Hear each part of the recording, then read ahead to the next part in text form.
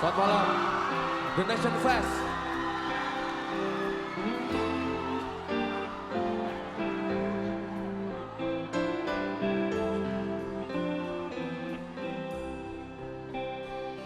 Tak ada manusia yang terlahir sempurna. Jangan kau sesali segala yang telah terjadi. Kita pasti pernah dapatkan cobaan yang berat. Seakan hidup ini tak ada artinya lagi. UI, syukuri.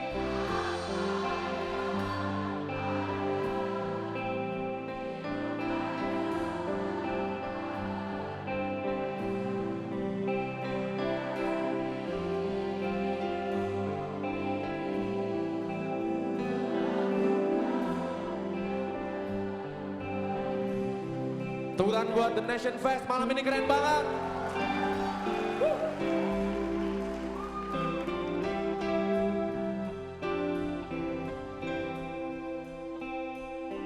Tak ada manusia yang terlahir sempurna.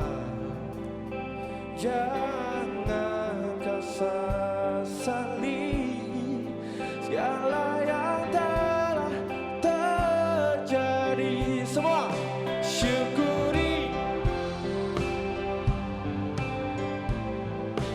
hidup adalah anugerah.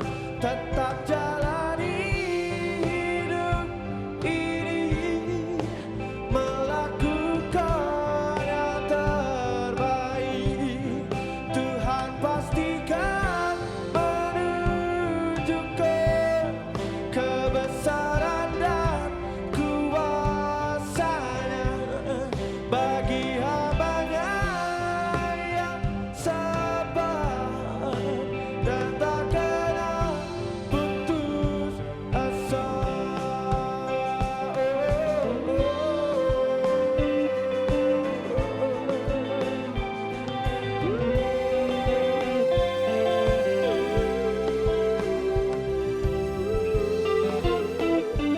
The Nation Fest.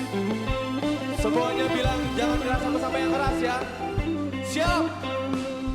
Jangan menyerah, yo!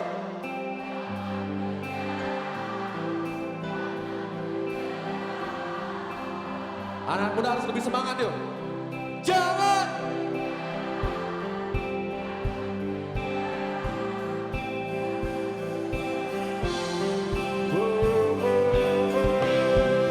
Syukuri apa yang ada. Hidup adalah anugerah. Tetap jalani hidup ini, melakukan yang terbaik. Tuhan pastikan menunjukkan kebesaran dan kuasanya bagi hambanya yang sabar dan tak kenal putus asa, dan tak kenal putus asa.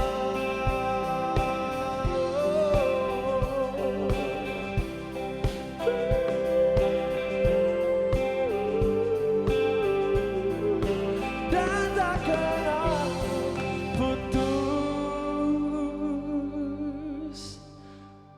asa.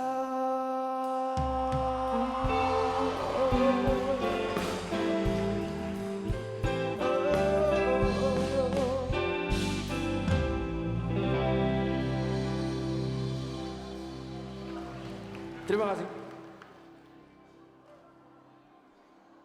Disiarkan dari Balai Serbaguna Purnomo Prawiro, Universitas Indonesia. Kami hadirkan Political Roadshow, yang muda, yang bersuara. Kita sambut pembawa acara kita, Rifana Pratiwi dan Gianluigi Kristoikov.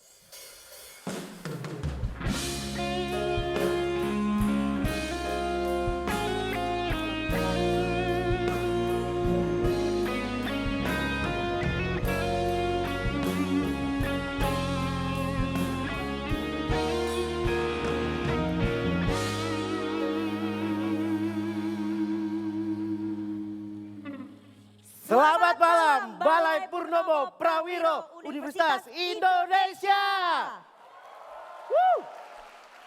Anak UI, mana suaranya? Ternyata Balai Purnomo ini rame ya. Kenapa? Nggak kayak Sekre BEM UI ya. Weh, mana nih anak BEM UI dicariin nih sama capresnya. Melki mana Melki? Ada nggak nih BEM Ada UI? pasti ada dong. Nanti Nggak. habis ini kita cari. Nggak, kalau nggak ada di kampus pun lagi ngirim undangan katanya ya. Oke. Ya, ya. Selamat datang di Political Roadshow yang muda, yang Bersuara. bersuara. Tepuk tangan dong buat kalian semuanya. Political Roadshow ini merupakan rangkaian acara Betul. The Nation Fest, Yes. Your Voice, Your Future, yang terselenggara berkat kerjasama CNN Indonesia dengan Departemen Hubungan Internasional FISIP Universitas Indonesia. Woo! Tepuk tangan sekali lagi buat anak-anak FISIP UI. Dan Political Roadshow ini merupakan episode perdana Episode perdana. dan spesial langsung di Universitas Indonesia. Aku selalu senang. Kenapa, Aku selalu kenapa, senang kenapa? kalau kembali ke kampus, Kenapa? kembali ke UI, Yes. karena aku melihat energi-energi baru, Ya. semangat-semangat baru dari teman-teman mahasiswa. Berarti masa depan Indonesia juga cerah, Betul. gitu. Kalau kamu? Kamu kayaknya kalau bukan mama-mama energi gini ya? dede gemes biasanya ya. Oh, ya. dede banyak banget soalnya dede-dede Yang gemes di ospeknya sini. itu bawa barang tukar nomor handphone biasanya gitu. Oke, tapi kita harus kenalan dulu. Kita perkenalkan Betul. diri dulu. Saya Rifana Pratiwi, host Political Show yang tayang setiap hari Senin jam 20.30 waktu Indonesia Barat. Dulu BEM UI sering tuh Sering. dikasih tempat di Political Show untuk bertanya, kemudian mengkritik, memberikan tanggapan juga ke para narasumber. Betul, dan kenalin saya Gianluigi yang akan mendampingin Mbak Rifana selama Hari acara ini kita pakai baju pink. Kenapa kita harus pakai baju pink? Bukan karena film Barbie. Bukan, Ya. bukan. Karena emang anak muda ini harus fresh menjelang pemilu 2024. Dan nanti coblosannya hari pemungutan suaranya 14 Februari 2024. Jadi pas hari Valentine kamu bisa bawa pacar kamu, Yes. bisa bawa teman deket kamu, Betul. bisa bawa Keluarga. Oke, keluarga. Aku punya quotes menarik buat Oke, pemilu apa? 2024. Apa? Sebelum kalian memberikan kado spesial buat pasangan kalian di tanggal 14 Februari, berikanlah kado spesial buat bangsa ini. Wih, tepuk tangan. Quotes. Bagus itu. Viralin, bisa tuh. Ya. Tapi kita ingin tahu juga ya Ya. bagaimana kemudian suara-suara dari anak-anak muda menatap pemilu 2024. Nah. Karena kita udah himpun, kita udah rekam beberapa suara-suara dari pemilih muda. Yes. Mereka gimana sih, mereka optimis atau mereka skeptis Ya, menatap Pilpres 2024. Kemarin sudah ada salah satu capres yang datang ke sini. Kabarnya nanti ada 2 capres lagi yang akan datang ke sini untuk presentasi, untuk pemaparan. Pemaparan. Iya. Oke, kalau begitu kita langsung lihat aja. Oke. Ini dia suara-suara anak muda mengenai politik dan pemilu 2024.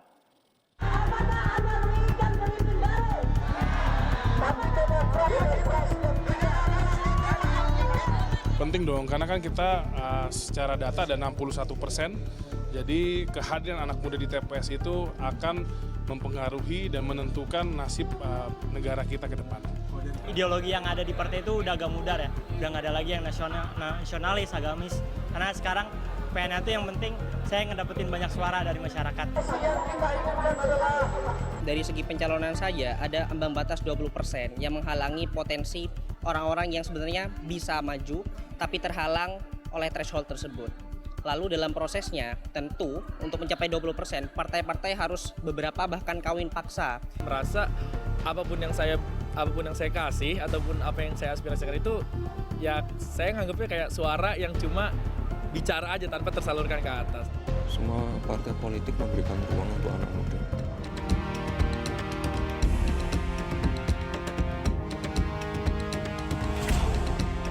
Sekarang media sosial udah sangat berkembang dan kita bisa mengenal lebih dekat baik itu dari segi parpolnya, dari segi kandidatnya, dan jangan salah bahkan sekarang partai politik itu membuka magang misalnya kayak gitu, ruang-ruang partisipasi di mana mahasiswa, di mana anak muda itu nggak cuma jadi objek tapi juga subjek untuk bisa bergerak.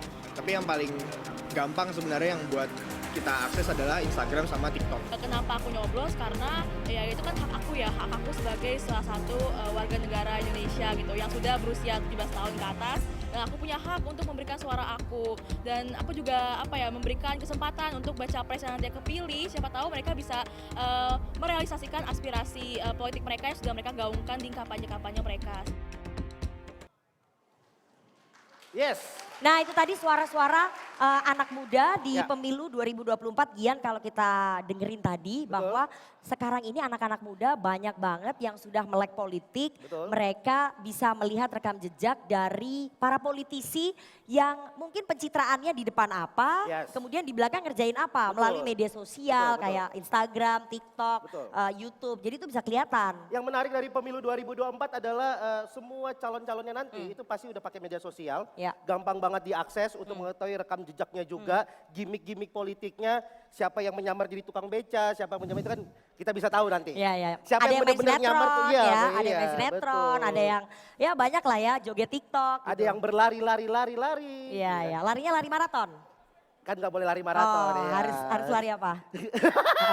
Bahaya Disensor banget ya. nih, bahaya banget. Yuk lanjut, Nah, lanjut. Kita lanjut karena ini kita sudah diterima dengan tangan Betul. terbuka di rumah teman-teman UI Yes. di Universitas Indonesia. Kita akan mengundang tuan rumah langsung Dekan Visip UI Profesor Semiarto Aji Purwanto untuk memberikan Kata sepatah sambutan. dua patah kata. Betul sekali. Gitu. Silakan buat Dekan Visip UI, silakan waktu dan tempat dipersilakan.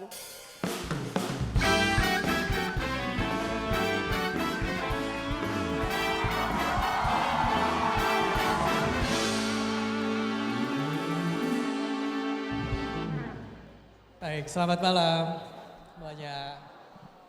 Salam sehat, salam sejahtera untuk kita semua. Selamat datang di Visip UI.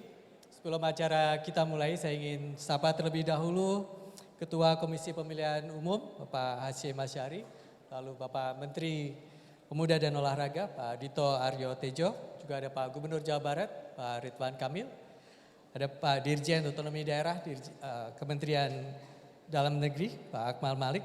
Juga nanti akan ada dua orang politisi muda yang akan menjadi pembicara, Mbak Samara dan Bang Hersaki.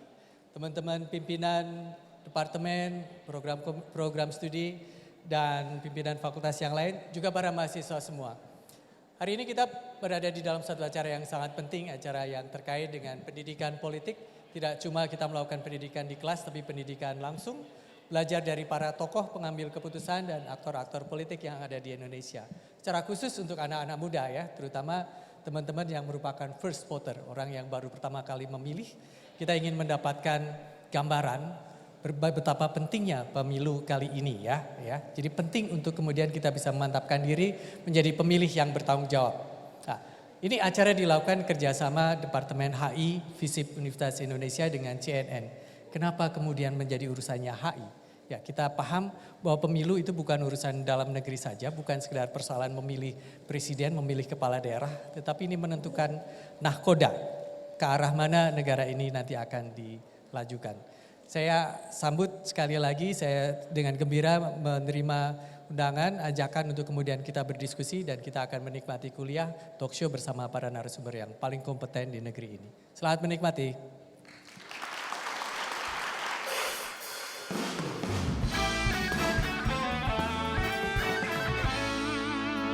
Ada Pak Dekan Visip UI, terima kasih kepada Pak Dekan Betul. Visip UI yang sudah memberikan sepatah dua patah kata. Sebagai tuan rumah sudah membuka pintunya Betul. untuk Political Roadshow dan juga CNN Indonesia TV. Semoga kedepannya kita bisa kerjasama lagi Yes. bersama dengan Visip UI. Dan rame banget loh fansnya lo tadi lo. Iya, kayaknya ini satu-satunya Pak Dekan yang menjadi idola. Betul, tepuk tangan dong buat Bapak Dekan kita. Weh, Weh. ini jangan-jangan semuanya biar dapat nilai A. Cuma nilai A. Jangan-jangan semuanya pengen cum laude, makanya pada tepuk tangan. Tenang Pak. Ini yang kuliah di UI kita absen dulu, pengen tahu nih sebenarnya. Ini semuanya dari UI atau dari Yang dari luar UI ada nih tepuk tangan? kayaknya? Ngapain Anda? Hei, Anda ngapain? Dari mana? Kampusnya mana? Apa? BINUS. Selamat datang di Universitas Negeri ya. Gak apa-apa, gak apa-apa. Anak swasta, ya oh. Main ke negeri. Main ke negeri. Impian Ini kan- tercapai, ini impian kan orang tua kampus tercapai. impian Anda kan. Impian Foto orang dong, tua foto, tercapai. Foto di depan, mama aku di sini. Ya, gak apa-apa buat kenang-kenangan. Kenangan. Ada lagi kampus lain? Oh, dari mana nih? Kampus mana? Esa Unggul. Oh, lebih bagus jauh-jauh daripada ini dari Binus, Jakarta tetap. Barat. Tetap lebih bagus pada Binus, tenang aja, Ya. tenang aja, tenang aja. Karena kalian ramean. Datangnya barengan. Barengan. Nah setelah tadi Bapak Dekan, kita lanjut lagi. Kita lanjut lagi karena yang punya hajat ini yang paling penting. Betul. Yang harus memberikan sosialisasi, edukasi ke teman-teman pemilih muda. Yes. Yang punya hajat yang menjadi penyelenggara pemilu 2024. Kita langsung undang Ketua Komisi Pemilihan Umum Bapak Hashim Asyari untuk memberikan sambutan. Sambutannya Dan lagi. juga ajakan. Untuk Agar anak-anak dedek-dedek gemes ini mau datang ke TPS Betul. 14 Februari 2024. Ini dia.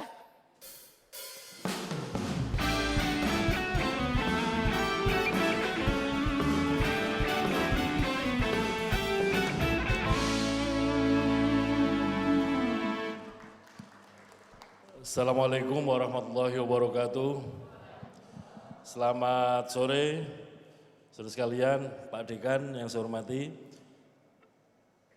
Sudah tahu atau belum kapan hari coblosan pemilu 2024?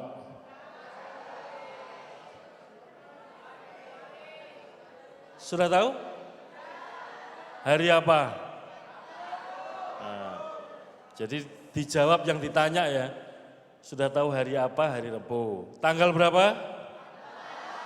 14 Februari 2024. Untuk dapat milih harus terdaftar dulu ya di daftar pemilih. Sudah tahu?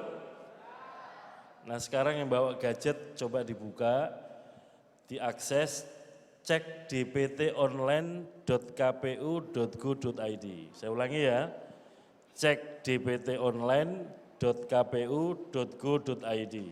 Kalau sudah masuk, di-input, ditulis NIK, nomor induk kependudukannya. Nanti akan ketahuan namanya ada, terdaftar di TPS mana. Sudah dicek semua? Ada yang belum terdaftar? Ada yang belum terdaftar atau sudah terdaftar semua? Kalau nggak jawab berarti sudah terdaftar semua. Jadi pertama, saudara sekalian, teman-teman mahasiswa, kalau mau hadir milih, yang pertama harus terdaftar di dalam daftar pemilih tetap. Kalau belum masih bisa datang memilih enggak? Kalau belum terdaftar di DPT masih bisa hadir memilih? Masih. Anda datang ke TPS, tapi TPS-nya harus sesuai dengan alamat KTP. Harus sesuai dengan alamat KTP. Kalau saudara sekalian yang kuliah di UI ini di kampus ini dan tinggal di sekitar sini, ikutnya mana? Kota Depok ya. Tapi saudara sekalian bukan orang Kota Depok, bisa milih di Kota Depok enggak? Bisa milih. Caranya bagaimana? Pindah milih dari kampung halaman diurus secara online. Jadi sekalian, pemilu 2024 nanti kita akan memilih 5 jenis pemilu untuk memilih presiden, anggota DPR, DPRD provinsi, DPRD kabupaten kota, dan memilih anggota DPD. Ada yang sudah pernah milih sebelumnya, di pemilu sebelumnya? Oke. Yang belum pernah angkat tangan? Nah, lebih banyak yang belum pernah, maka jangan lewatkan kesempatan kita milih pada pemilu 2024. Nanti setelah pemilu 14 April 2024, dalam beberapa bulan ke depan kita juga akan pemilu lagi, yaitu untuk memilih kepala daerah, memilih gubernur, bupati, wali kota di tahun yang sama. Oleh karena itu saudara sekalian, kaum muda, para mahasiswa, jangan lewatkan kesempatan yang baik ini, kita ikuti dan sebisa mungkin kita usahakan hadir untuk memilih para pemimpin-pemimpin, calon pemimpin negeri ini dan juga calon wakil-wakil rakyat kita. Karena yang akan menentukan masa depan kita, bangsa kita, siapa yang akan memimpin kita, siapa yang mewakili kita, adalah kita semua. Oleh karena itu kesempatan yang baik ini jangan disia-siakan, kita hadir untuk milih. saya menyambut baik acara yang digelar di Visip UI, Pak Dekan, kerjasama dengan CNN, dan ini penting untuk disampaikan ke semua pihak, terutama kawan-kawan mahasiswa, supaya kemudian kita bisa ikut hadir dalam memilih. Jangan lupa, siapa yang akan dipilih bisa dicek di website KPU, daftar calon sementara anggota DPR, anggota DPD, DPRD Provinsi dan DPRD Kabupaten Kota sesuai dengan partainya dan sesuai dengan daerah pemilihannya sebelum kita memilih nanti pada 14 Februari 2024. Sekian, terima kasih. Assalamualaikum warahmatullahi wabarakatuh.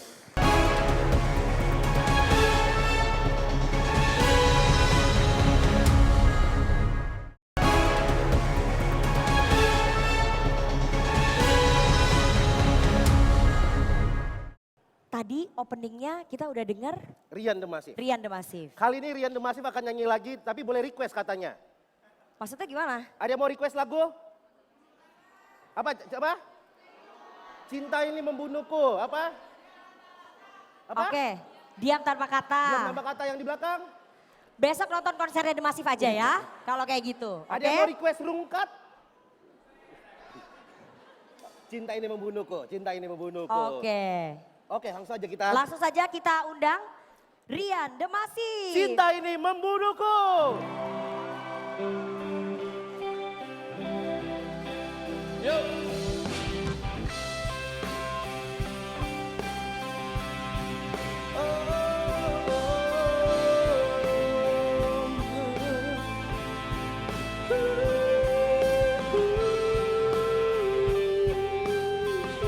Memilih di tahun 2024. Sudah siap ya? Jangan sampai salah pilih ya teman-teman ya. Jangan sampai nanti pas milih nggak taunya malah membuat kita semakin bersedih ya. Seperti lagu ini. Jadi aku pengen dengerin suara kalian semua yang paling keras. Suarakan semua masalah hati kalian. Nyanyikan lagu ini dengan penuh perasaan. Siap ya?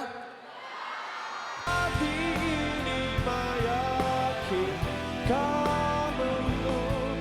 Cinta ini membunuhku.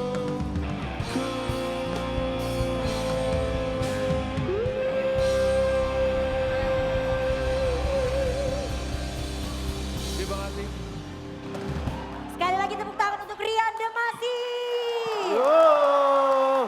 Mas Rian, kita ngobrol-ngobrol dulu ya. Baik. Terima kasih sudah mau datang ke Political Roadshow episode perdana di kampus UI. Ya. Kenapa pakai baju kuning? Kenapa pakai baju kuning?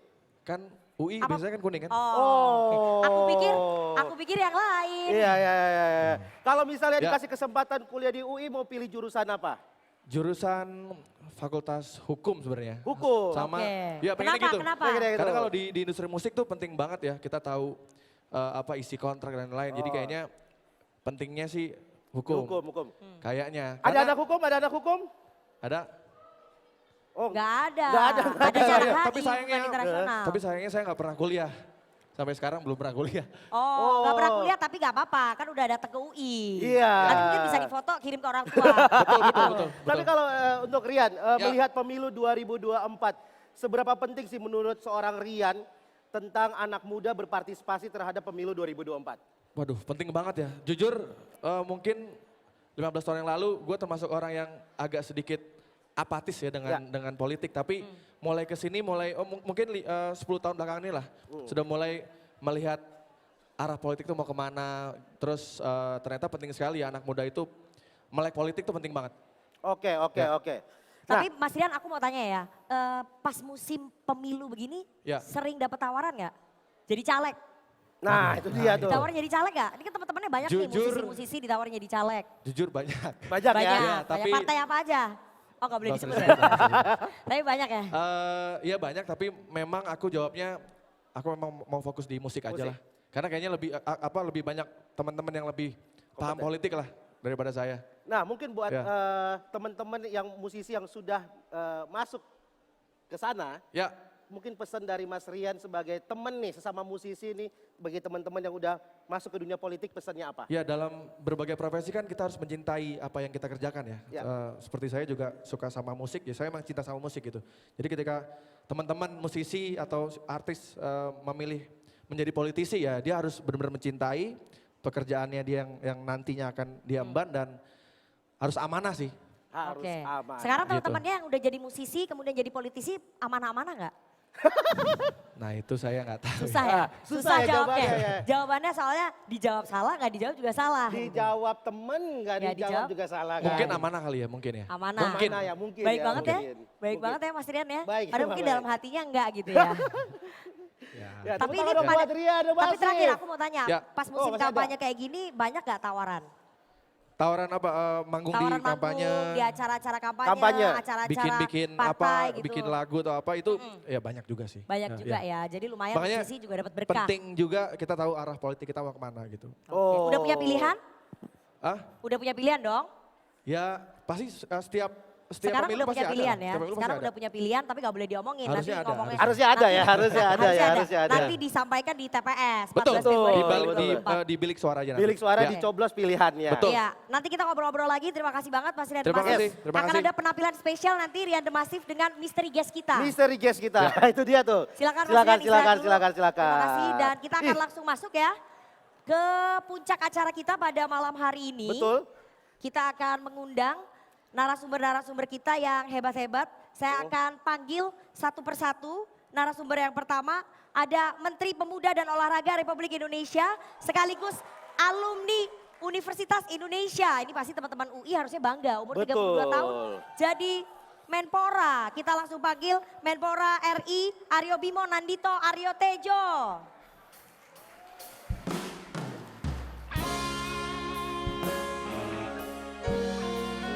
Yang selanjutnya kita undang Berikutnya, ini ada dia Gubernur Sosmed Indonesia dengan gubernur dengan followers terbanyak.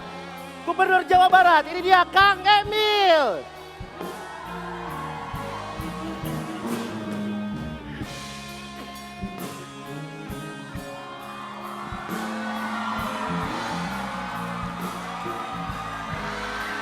ada Dirjen Otonomi Daerah Kementerian Dalam Negeri Akmal Malik.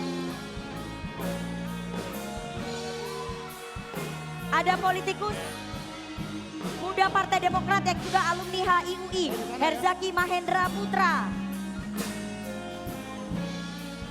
Ada Kepala Departemen Hubungan Internasional Universitas Indonesia, Ibu Astra Virgianita, PhD.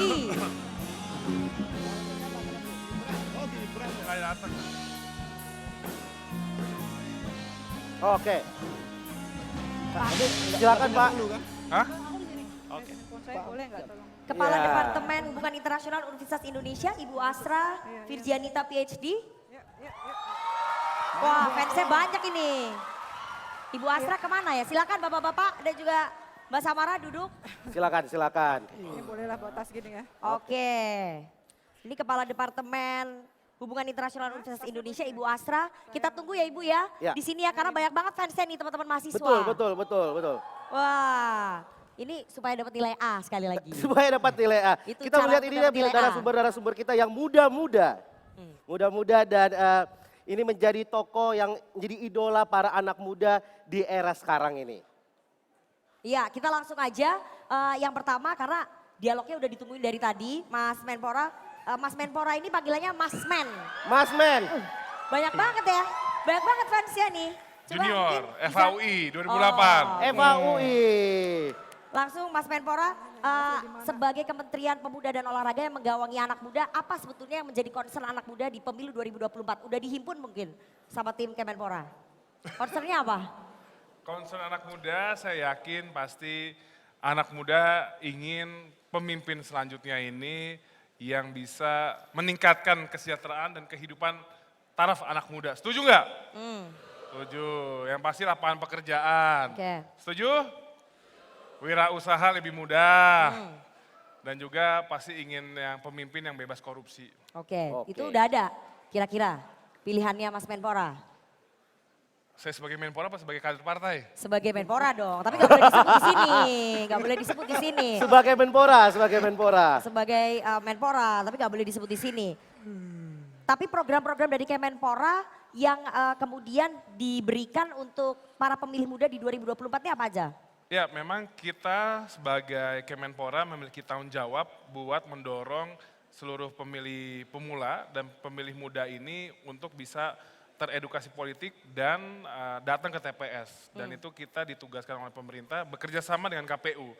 Jadi nanti kita akan bikin suatu roadshow yang dikemas dalam bentuk mungkin ada festival, ada seminar, dan juga agar kawan-kawan di sekolah, di mahasiswa ini teredukasi terkait pentingnya memilih dan juga cara memilih. Tapi kita tidak mendorong ke arah pilihan. Oke, jadi nggak mengarahkan. Nggak mengarahkan. Karena Mas Men menteri ya. Menteri. Menteri ya. Bukan petugas partai. Betul, Bukan petugas partai. Tapi Mbak Rifana, sebelum kita melanjutkan, kita akan langsung panggil ini dia yang ditunggu-tunggu Iya. oleh para rekan-rekan mahasiswa kita. Langsung saja dengan hormat ini dia Kepala Departemen Hubungan Internasional Universitas Indonesia, Ibu Asra Virgianita PhD. Oke. Wow, fansnya banyak banget. Korea ya Bu ya. Oke, terima kasih Bu Asra. Saya mau ke Mbak Samara dulu. Mbak Samara. Biar dapat A, biar dapat A, biar dapat A, biar dapat A. Lebih Ya. banyak fansnya Bu Asra dibanding Kang Emil yang followers Instagramnya 20 juta. Iya. Gimana Kang? Merasa tersaingi nggak dengan Ibu Asra? Pemilih saya 70% emak-emak. Oh, jadi di sini bukan kandangnya Kang Emil ternyata Betul, yang betul. salah ini kita. Coba kita harus tanya dulu, yang follow Kang Emil mana tepuk tangannya? Yang follow Kang Emil mana? Wow. Tuh, We Love RK, sampai ada tulisannya We Love RK. Iya. Udah cocok kayaknya. Udah cocok. Udah cocok, saya nggak mau nerusin belakangnya. Karena kita harus netral betul, sebagai betul. media. Oke, saya mau ke Samara dulu. Samara, selama ini apakah kemudian teman-teman pemilih muda berpikir ataupun merasa hanya dijadikan objek politik begitu ya oleh para politisi, oleh partai politik. Ada perasaan seperti itu gak sih? Pasti ada sih harusnya. Karena secara natural para politisi kita pasti akan memainkan gimmick-gimmick untuk meraih suara anak muda. Dan itu nggak bisa 100% disalahkan. Gitu, karena cara mendekati pemilih muda bisa berdasarkan gimmick. Tapi kalau ditanya secara personal, saya menolak teman-teman muda direduksi jadi sekedar pakai sneakers, tiktokan, instagraman, reels, dan lain sebagainya. Karena sebenarnya yang jadi concern utama kalau kita lihat secara riset dan data terkait para pemilih muda adalah persoalan ekonomi. Yaitu persoalan lapangan pekerjaan, kalau lulus nanti kerjanya apa, masalah pekerjaan-pekerjaan yang akan hilang, apakah sesuai apa yang dimiliki dari latar belakang pendidikan dan pekerjaan ke depan. Gitu. Luar biasa jawabannya. Cocok. Kok bisa sefrekuensi ya antara Samara dengan Menpora nih. Kayak udah bisik-bisik di belakang ya. Tapi Samara, ini pertanyaan yang mungkin mewakili teman-teman mahasiswa. Samara lagi suka sepak bola apa lari? Sepak bola kayaknya. Oh sepak bola. Jadi Samara gak suka lari? Saya suka lari, cuma emang nafas lari tuh nggak kuat gitu. Makanya Kalau larinya emang penggemar Madrid dari dulu. Makanya larinya jangan lari sprint, lari maraton. Sama-sama bagus. Oh, sama-sama bagus. Kita pancing ternyata nggak keluar. Iya. Kita mau ke Kang Emil. Kang Emil tadi Samara bilang soal gimmick politik ya. Bahwa politisi-politisi itu membuat gimmick-gimmick politik. Sebenarnya kan politik is all about perception ya Kang ya. Politik itu adalah pencitraan, persepsi yang dibentuk. Tapi meskipun dengan gimmick-gimmick politik dan pencitraan, mereka masih merasa bahwa itu belum sampai message-nya untuk para pemilih muda. Itu gimana Kang? Ya pertama sebelum saya jawab ya, tidak semua negara di dunia ini memilih demokrasi. Ya. Ada yang berbentuk kerajaan, ada yang berbentuk lain-lain. Tiongkok tidak demokrasi, dia partainya satu, Arab Saudi tidak, dan lain-lain. Nah kita memilih demokrasi. Demokrasi ini kan rule by the many, jadi rakyat harus punya tadi sebuah suara untuk menentukan masa depannya. Lahirlah sila keempat, musyawarah mufakat dengan perwakilan. Jadi nggak bisa semua orang ngambil keputusan, diserahkan kepada perwakilan. Nah, demokrasi ini ada kelemahannya. Demokrasi kita ini memilih orang yang disukai, bukan memilih orang pintar, bukan memilih orang berkapasitas. untuk dipilih jadi wakil rakyat, pemimpin rakyat hari ini tidak identik dengan memilih orang pintar. Makanya banyak pemimpin-pemimpin yang akhirnya menawarkan visinya itu dalam permukaan supaya disukai. Ya. Lahirlah istilah baru, pencitraan, branding atau bahasa Inggrisnya. Nah, adik-adik khususnya yang beruntung menjadi manusia-manusia kampus, kita harus menaik kelaskan kualitas demokrasi kita menjadi ajang memilih pemimpin-pemimpin yang berkualitas. Karena keputusan mereka akan mempengaruhi apakah sekolah gratis, apakah kesehatan gratis, apa hak ibu, hak anak, hak lansia, itu kan politik.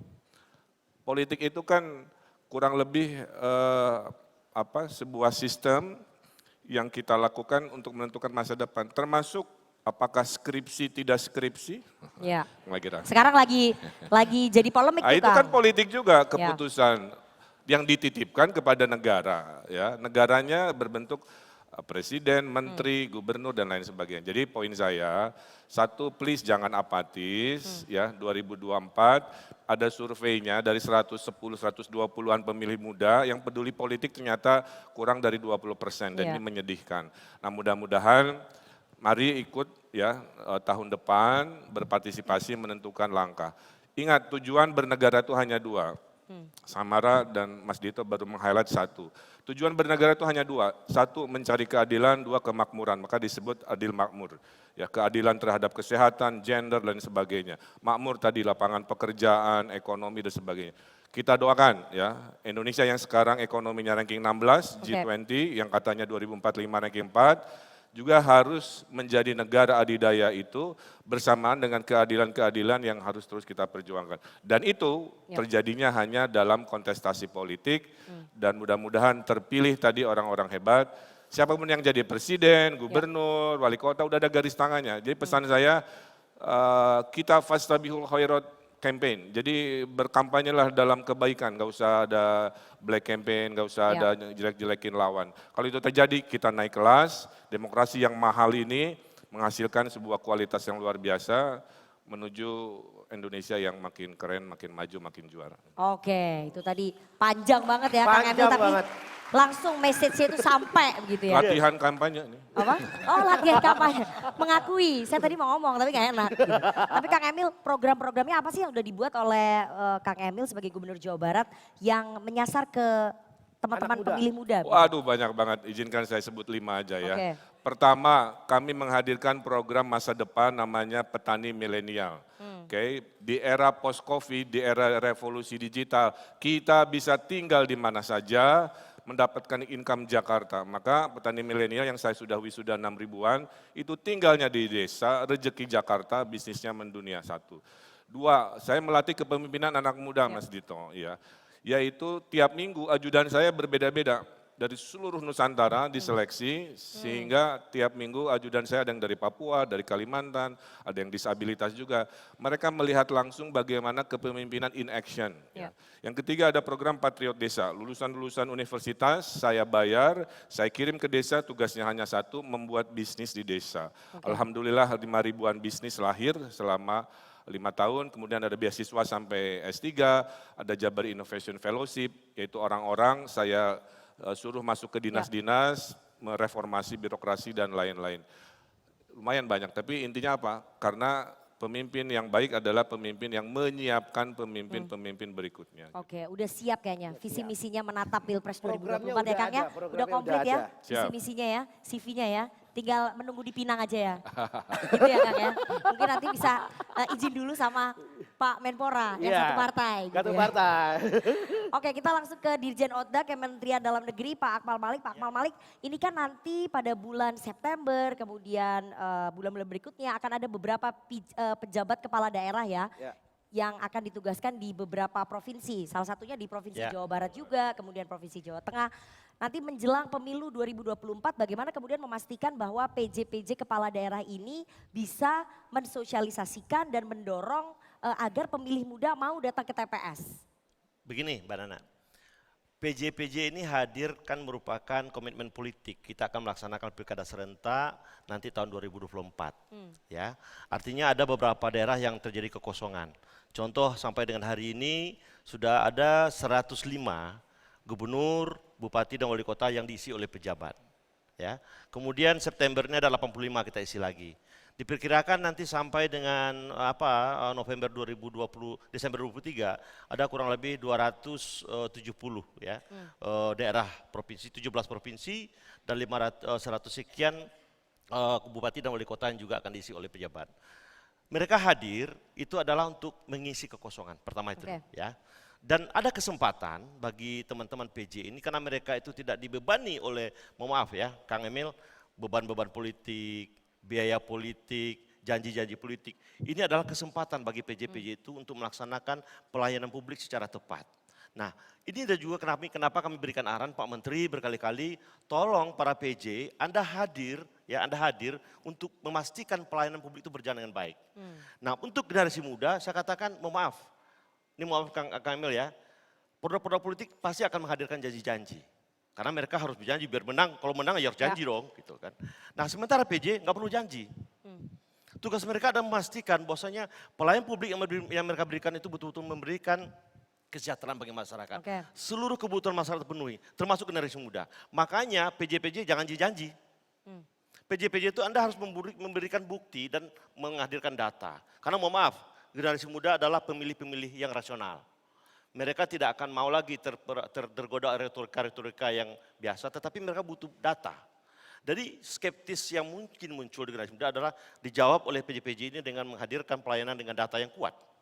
Jadi saya katakan begitu Mbak Nana, itu ada kesempatan bagi para pelayan publik membuktikan bahwasanya hadirnya PJ tidak hanya sebatas mengisi kekosongan, tetapi juga membuktikan bahwasanya mereka memberikan pelayanan publik yang baik, khususnya bagi generasi muda. Oke, karena tadi Pak Akmal udah bicara soal skeptisme ya, skeptisme dari masyarakat, ini juga muncul skeptisme dari para pemilih muda. Betul banget Mbak Rifana. Jadi kita pengen tanya ke oposisi, satu-satunya oposisi di sini. Bang Herzaki Mahendra Putra. Bang Herzaki. Sekaligus jubir Partai Demokrat, saya nggak apa-apa ya sebut oposisi kan? Sebelah Menpora nggak apa-apa kan saya sebut oposisi?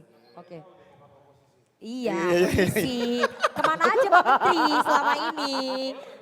Oh, nggak apa-apa, oposisi yang santun. Iya, berteman kita, tetap berteman. Ya, Mas Herzaki, anak muda kan cenderung skeptis ya terhadap parpol, terutama peran dan regenerasi di partai. Bagaimana kemudian meningkatkan kepercayaan terhadap partai politik itu nanti pada pemilu 2024?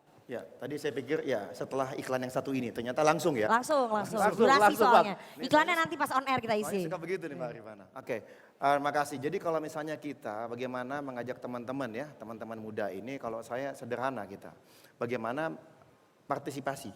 Itu yang paling penting. Bagaimana kalau misalnya kami di partai politik ini, misalnya di Demokrat, sejak di kepengurusan partai baik di tingkat pusat, provinsi sampai ke daerah-daerah, itu udah harus diajak dulu gitu loh di dalam kepengurusan. Kalau misalnya udah masuk di dalam kepengurusan, itu otomatis dalam program-program kerjanya dan juga dalam pendekatannya ke masyarakat pasti akan menggunakan gaya anak muda gitu. Nah sehingga akhirnya kemarin pada saat caleg-caleg itu banyak sekali anak muda yang ikut mendaftar. Jadi kalau dari kami nggak bisa nih hanya hulu atau hilir, harus kedua-duanya nih kita lihat gitu. Jadi anak muda itu bukan sebagai gudang elektoral gitu, tapi mereka lah yang ikut membentuk partai politik itu sendiri gitu. Jadi kalau misalnya di ujung-ujung aja baru diajak sebagai caleg, itu kan berarti kan hanya ingin mendapatkan keuntungan elektoral belaka dari anak muda. Tetapi kalau sejak awal, ayo gabung di kepengurusan, bekerja bersama di situ, menyusun program bersama, lalu kita awasi sama-sama semua anggota dewan yang sudah kita miliki saat ini, dan nanti bagaimana kita mengevaluasi sehingga dalam penentuan proses caleg nomor 1 sampai sekian itu, anak-anak muda di kepengurusan juga ikut terlibat. Nah ini kalau kami di partai politik, karena ini partai politik ya, kami lakukan seperti itu gitu. Nah kalau misalnya terkait dengan skeptisme wajar saja, tapi kami sangat apresiasi makanya teman-teman CNN dan juga dengan teman-teman HI. Saya mau ngomong teman-teman HI nggak enak juga nih, soalnya di sini ada mantan dosen saya, ada Mbak Nurul, lalu di sini ada Mbak Asra. Kalau tadi mahasiswa HI tepuk tangan karena Mbak Asra masuk karena nanti mendapat A, saya alhamdulillah dulu sudah dikasih A sama beliau-beliau gitu ya. Jadi harus disebut gitu ya kan, harus disebut. Nah apa jadi nggak enak 3, something gitu kan, nggak enak gitu. Ya kan?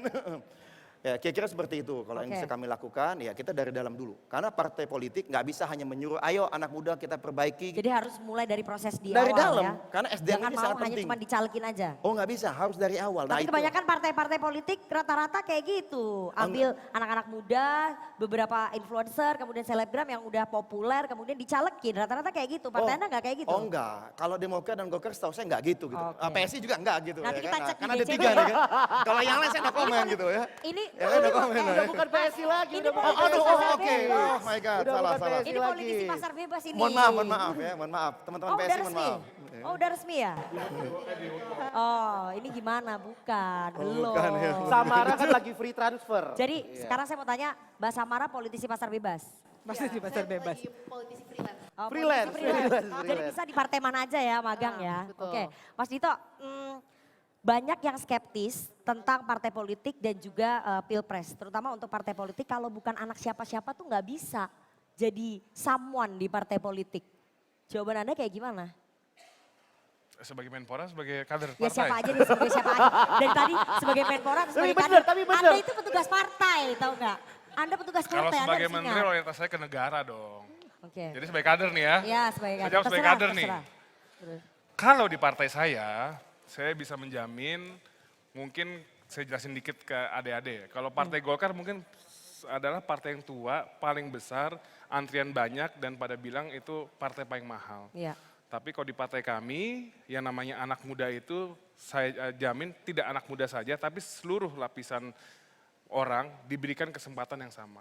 Jadi persaingannya sangat sempurna, terbuka, jadi semua tergantung kapabilitas dan juga keunggulan masing-masing. Itu benar tuh di Golkar begitu? Ya saya bisa jadi menteri. Oh oke. Silakan, silakan. Ini jadi kader Mengkonfirmasi. Golkar. Oh kader juga. Ya. Oke. Tag team, Ah. tag team. Siapa yang suka Tag team. Ridwan Kamil? Tag team. Boleh. Partai tag Ya team. suka Ridwan Kamil siapa di sini? Ya, silakan Kang Emil. Benar nggak bahwa bukan siapa-siapa itu bisa jadi someone di partai?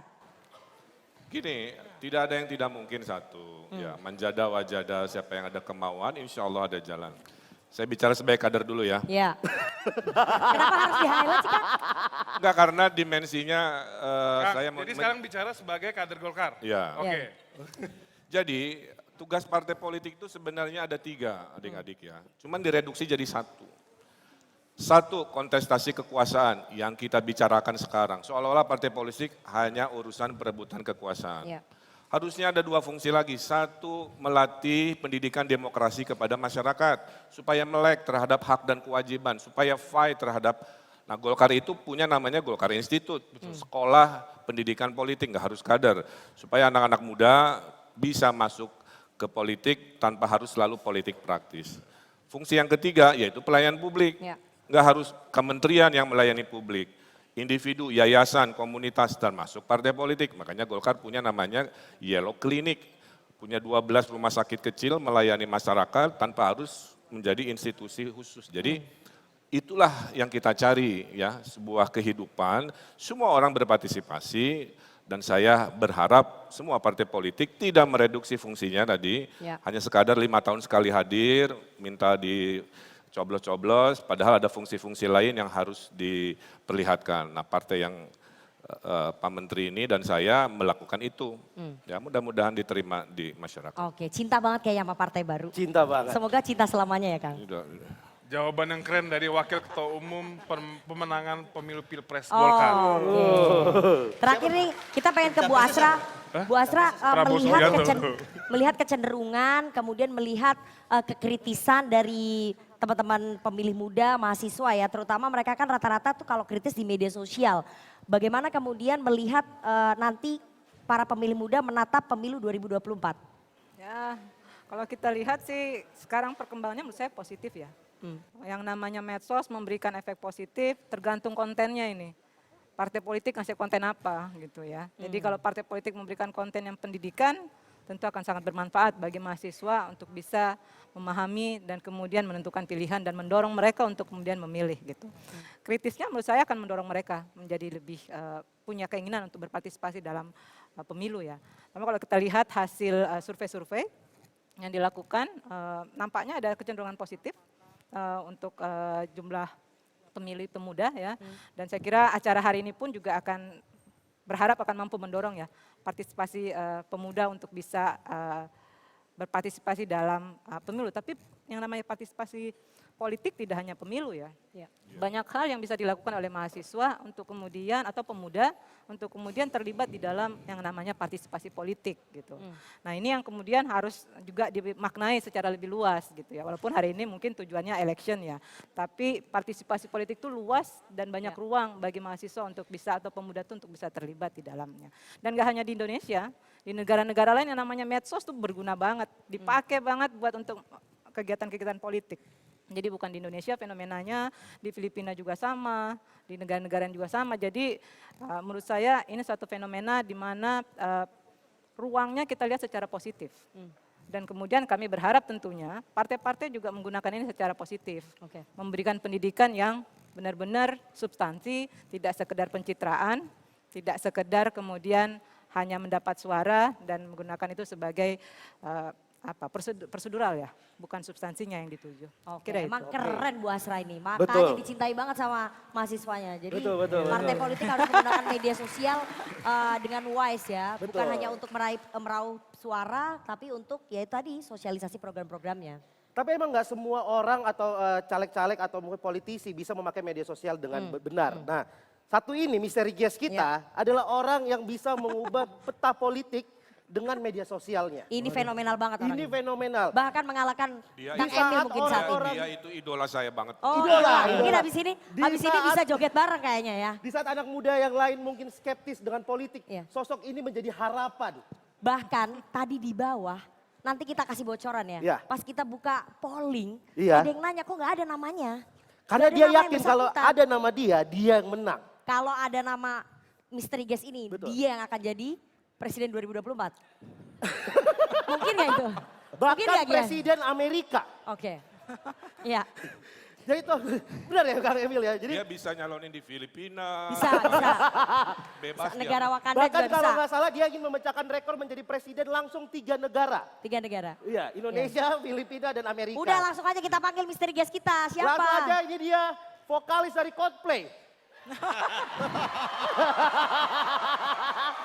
Langsung saja, ini dia dari Political Roadshow, Ali Chris Martin Taher. Mahasiswa, I love you mahasiswa. Selamat malam, I love you Pak Ridwan Kamil, I love you Pak Dito, I love you Dewi Persik. Hai, let's go everybody. Look at the stars, look at the shine for you. I love you Pak Ridwan Kamil, I love you Pak Dito, I love you mahasiswa, 'cause you're all yellow.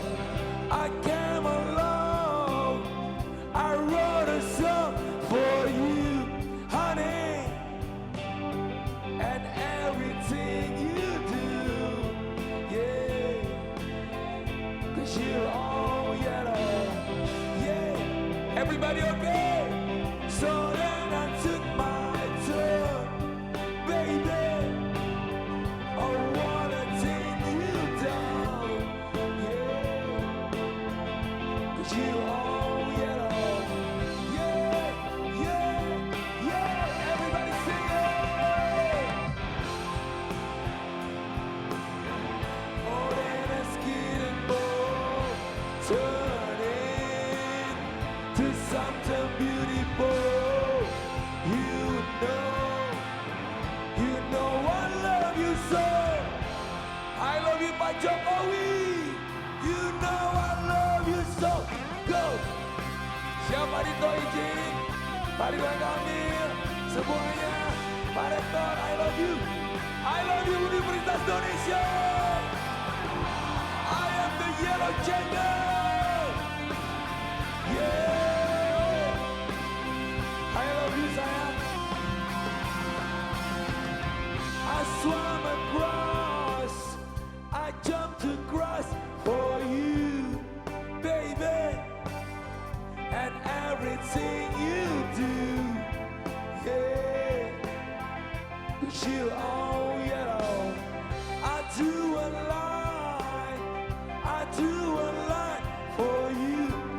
It's you and everything you do.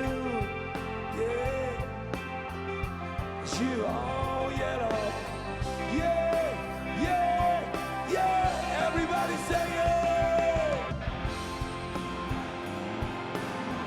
All in a skin bone, turning to something beautiful.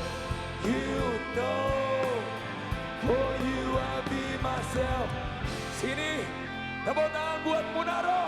For you I'll be myself. Try. Indonesia damai. Indonesia sejahtera. I love you Dewi Persik. I love you, I love you, I love you, I love you mahasiswa. Everybody, it's you, yeah. Look out and shine for you, yeah. Look out and shine for you, honey. Look out and shine for you, yeah. Look out and shine for you, yeah. Look out and shine for you. Look out and shine for I love you. I love you mahasiswa. I love you CNN. Suara semua. I love you Indonesia. I love you. I love you Pak Dito. Ayo sini dulu. Pak Rektor. Aldi Taher, tepuk tangan sekali lagi buat Tepuk tangan sekali lagi untuk Aldi Taher. Silakan, silakan Aldi Taher. Ya ampun, anak-anak UI haus hiburan. Sini. Sorry. Maaf. Sini. Anak-anak UI haus hiburan. Coba salaman dulu. Salam dulu. Dewi Persik. Bukan Dewi Persik. Bukan Dewi Persik. Bukan. Mas Aldi, Kang Aldi. Emil ngefans banget mau foto. Kang Emil. Kang Emil Saya selfie ngefans dulu banget coba. sama berdua ini. Kang, mau selfie nggak Kang? Saya nggak bawa HP. Aduh, ada yang bawa HP nggak tuh motoin? Nah, kita foto selfie Oke, Kang selfie Emil. dulu bertiga. Pak Dito, boleh nggak kita bikin trio? Trio Ya, keren. foto berdua, dulu, selfie bertiga. dulu. Selfie dulu bertiga, kita kasih kesempatan. Mana suara mahasiswa?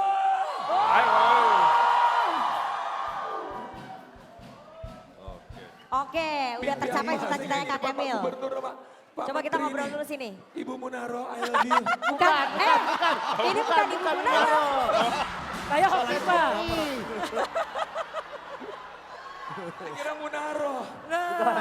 Bukan. Coba sini geser dulu Geser sini. dulu, geser dulu. Sini. Tepuk tangan sekali lagi dong buat Aldi Taher. Tepuk tangan lagi. Luar biasa. Woi.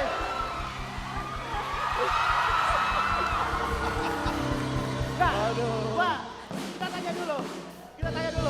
Kalau hari ini pemilu, dan Kalau hari ada ini Aldi pemilu. Taher ada di kertas itu, kalian nyoblos Aldi Taher atau enggak? Gak usah, jangan. Gak usah, jangan pilih saya. Jangan pilih Aldi Taher. Aldi Taher, Siapa Gian? apa kabar?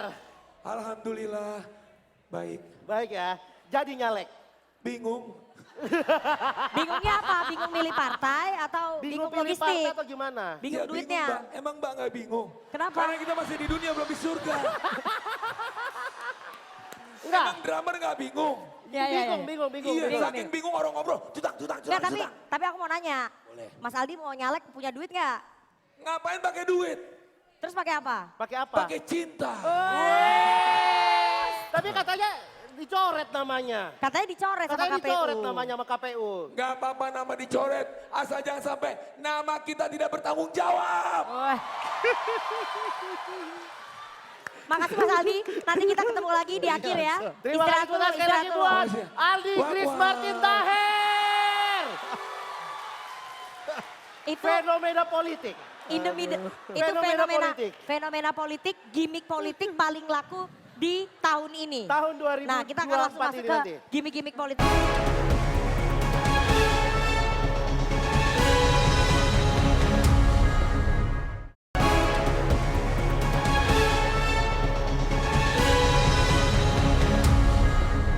Jadi gimmick-gimmick politik yang dibuat mungkin seperti tadi Mas Aldi Taher itu laku nggak nanti kemudian kira-kira di karena 2024? pemilih-pemilih kita yang ke TPS tidak semuanya rasional voters. Oke. Kadang-kadang karena maaf ya, karena kesukaan, penampilannya dicoblos. Karena faktor etnisitasnya mungkin mempengaruhi detik-detik pencoblosan, dicoblos. Atau apapun, jadi tidak ada satupun single alasan kita tahu alasan orang mencoblos itu apa. Yang penting dia masuk ke hatinya, disukai. Kalau ternyata gimmicknya main musik, lucu-lucuan, dan itu disukai, dia punya kans besar. Itulah kenapa pencitraan itu susah. Ya, banyak politisi-politisi coba turun ke medsos, tapi kan nggak natural gitu. Jadi akhirnya interaksinya dikit. Masang baliho di mana-mana, ternyata surveinya juga tidak signifikan. Jadi masyarakat juga berubah. Tidak semua bisa bersimpati karena hanya visual ya. Justru menurut saya bagus seperti Mbak Asa tadi bahwa di era hari ini si pemilih-pemilih yang duduk ini dia meneliti calon yang dicoblosnya itu pasti lewat digital. Makanya pesan saya ke calon-calon caleg yang baru gitu, saya bilang Anda masuk nggak ke Google Search? Kalau namanya aja nggak masuk ada di Google Search, jangan berharap pemilih muda bersimpati ke Anda, namanya aja nggak dikenal. Nah jadi itulah fenomena menurut saya ini positif.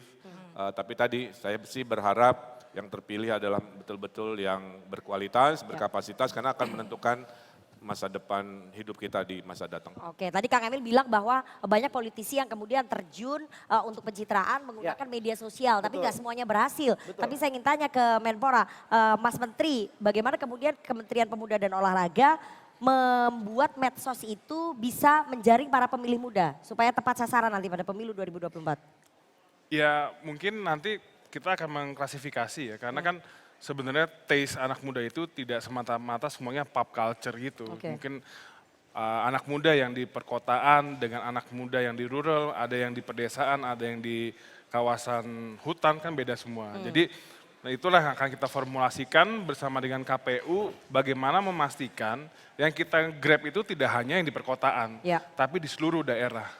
Seperti itu. Oke, tapi kan di daerah-daerah sekarang juga semuanya udah pakai medsos, Facebook. Tapi taste-nya kan beda. Oh, taste-nya beda ya. Tapi Kemenpora akan menggagas itu dan nanti. caranya kan beda-beda. Oke, kalau nah ini juga yang lagi dilakukan Kemenpora, kita sedang melakukan riset nasional terkait dengan topik anak muda yang dibutuhkan dan intinya ini riset nasional yang nantinya akan kita rilis di bulan Oktober saat Sumpah Pemuda, apa saja yang anak muda ini butuhkan dan harapkan serta apa yang diinginkan juga. Jadi bahan risetnya itu nanti mungkin bisa menjadi pertimbangan untuk capres-capres ya? Ya bisa dipakai lah. Visi-visi anak muda. Ada temuan dari Facebook ya.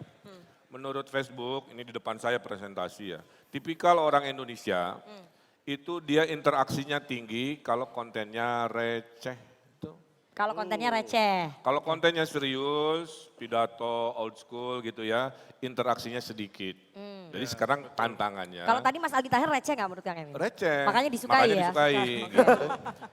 Nah, jadi gimana caranya substansinya idealis, substansinya solutif, tapi gaya menyampaikannya entertaining. Jadi political entertainment ini menurut saya adalah cara baru bagaimana membuat interaksi tinggi dengan receh, dengan cara-cara tadi, tapi pesan seriusnya juga harus ada. Kalau enggak ya hanya jadi buih-buih aja. Saya mau ke Samara ya sebagai perwakilan anak muda. Menurut Samara, kira-kira sosok seperti apa yang dibutuhkan oleh pemilih muda di pemilu 2024? Apakah yang terkenal di medsos? Kok langsung ini Kang, seperti tadi langsung nunjuk diri. Langsung tunjuk diri. Atau seperti Aldi Taher, atau seperti apa sih? Apakah yang terkenal di medsos, terus kemudian isu-isunya apa yang kemudian menjadi concern anak-anak muda yang mungkin ntar di riset sama Kemenpora?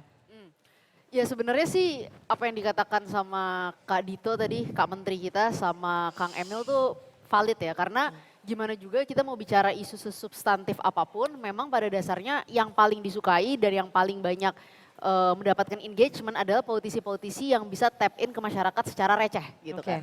Nah Tapi apapun itu yang terjadi, kerecehan-kerecehan itu kan nggak bisa dijadikan dasar dalam pengambilan kebijakan nih. Nanti ketika seorang pemimpin terpilih gitu.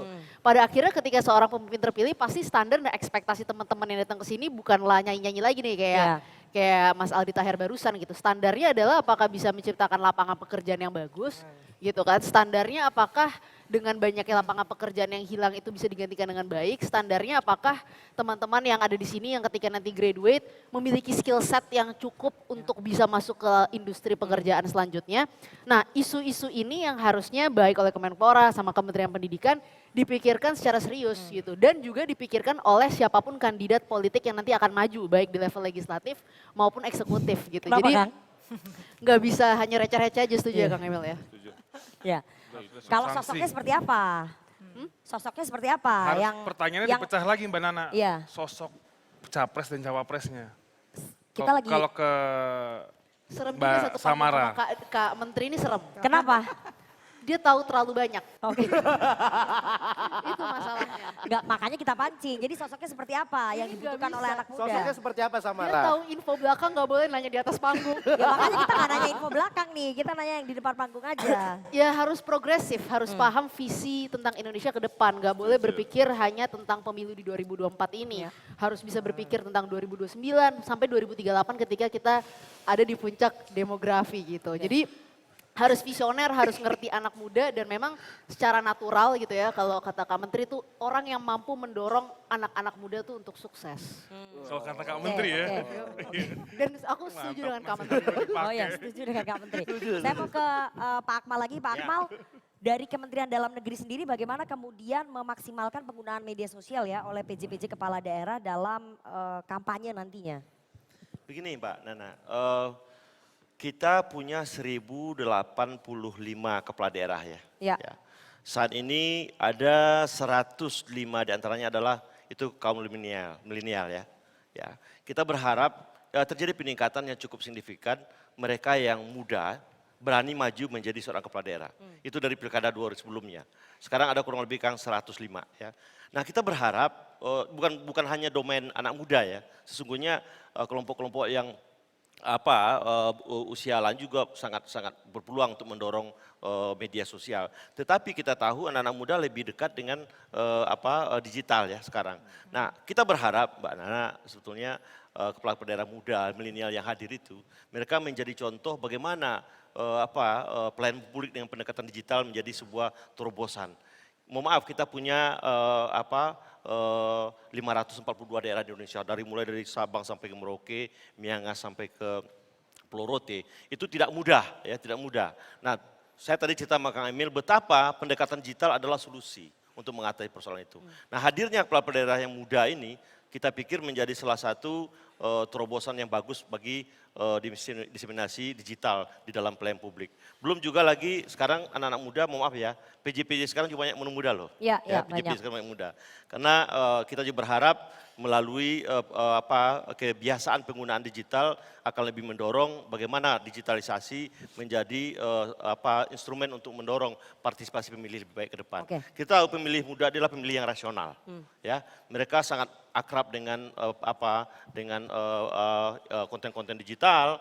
Nah, tentunya sekali lagi kami Kemendagri sekali lagi tentunya terutama mendorong kepala daerah muda ya untuk lebih agresif untuk mendiseminasi pendekatan digital dalam pelayanan publiknya. PJ kepala daerahnya banyak yang muda, tapi bagaimana kemudian Kemendagri memastikan bahwa mereka akan netral nanti Pak pada pemilu 2024?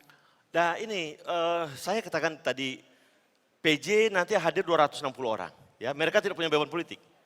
Ya, mereka tidak punya beban politik. Tidak punya janji-janji yang harus mereka cuma fokus pada pelayanan publik. Nah, tentunya Kemendagri akan mengawasi. Kami mengevaluasi loh setiap 3 bulan sekali Mbak Nana. Seluruh PJ-PJ yang kita tunjuk setiap 3 bulan kita evaluasi. Dan kita pastikan mereka harus netral. Kalau tidak netral, mohon maaf kita akan putus kontraknya sebagai PJ. Itu. Oke, dipastikan netral ya Pak ya. Nanti kalau nggak netral kita kasih tahu ke Pak Akmal. Saya mau ke Samara lagi. Samara, ini kan pemilih muda pada 2024 nanti jumlahnya 52% ya dari data KPU. Menurut kamu, apakah harus ada perwakilan anak muda juga yang ikut kontestasi Pilpres 2024?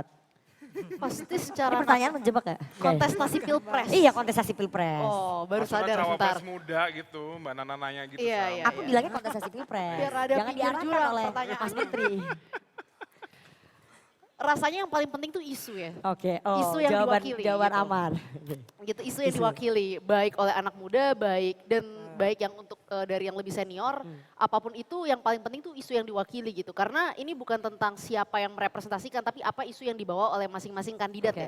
Baik di legislatif maupun eksekutif, isunya apa nih, mewakili nggak, sesuai nggak, baik ya di level lokalitas mungkin di Depok gitu, di Jawa Barat, di Jawa Tengah, di Jawa Timur, di Sumatera, pasti kan isu-isunya tuh berbeda, itu ada variasi itu. Nah, isu-isu itu yang harus menjadi tolak ukur apakah kita memilih kandidat ini atau enggak gitu. Jadi jangan hanya berbasis pada persona tapi isu, visi dan misi yang memang dibawa gitu, merepresentasikan anak muda apa enggak. Oh, jadi isunya aja ya, soal usia itu nggak menjadi faktor Ya, di pemilu ya pasti 2024? setiap orang punya preferensi masing-masing lah. Mungkin ada yang menganggap usia itu penting, ada yang menganggap nggak penting. Tapi yang harus jadi tolak ukur utama adalah masalah isu. Oke, masalah isu. Mas Zaky, saya mau ke Mas Zaky. Mas Zaky kan ketua umumnya relatif muda ya. Ya nggak muda-muda banget sih, tapi relatif muda.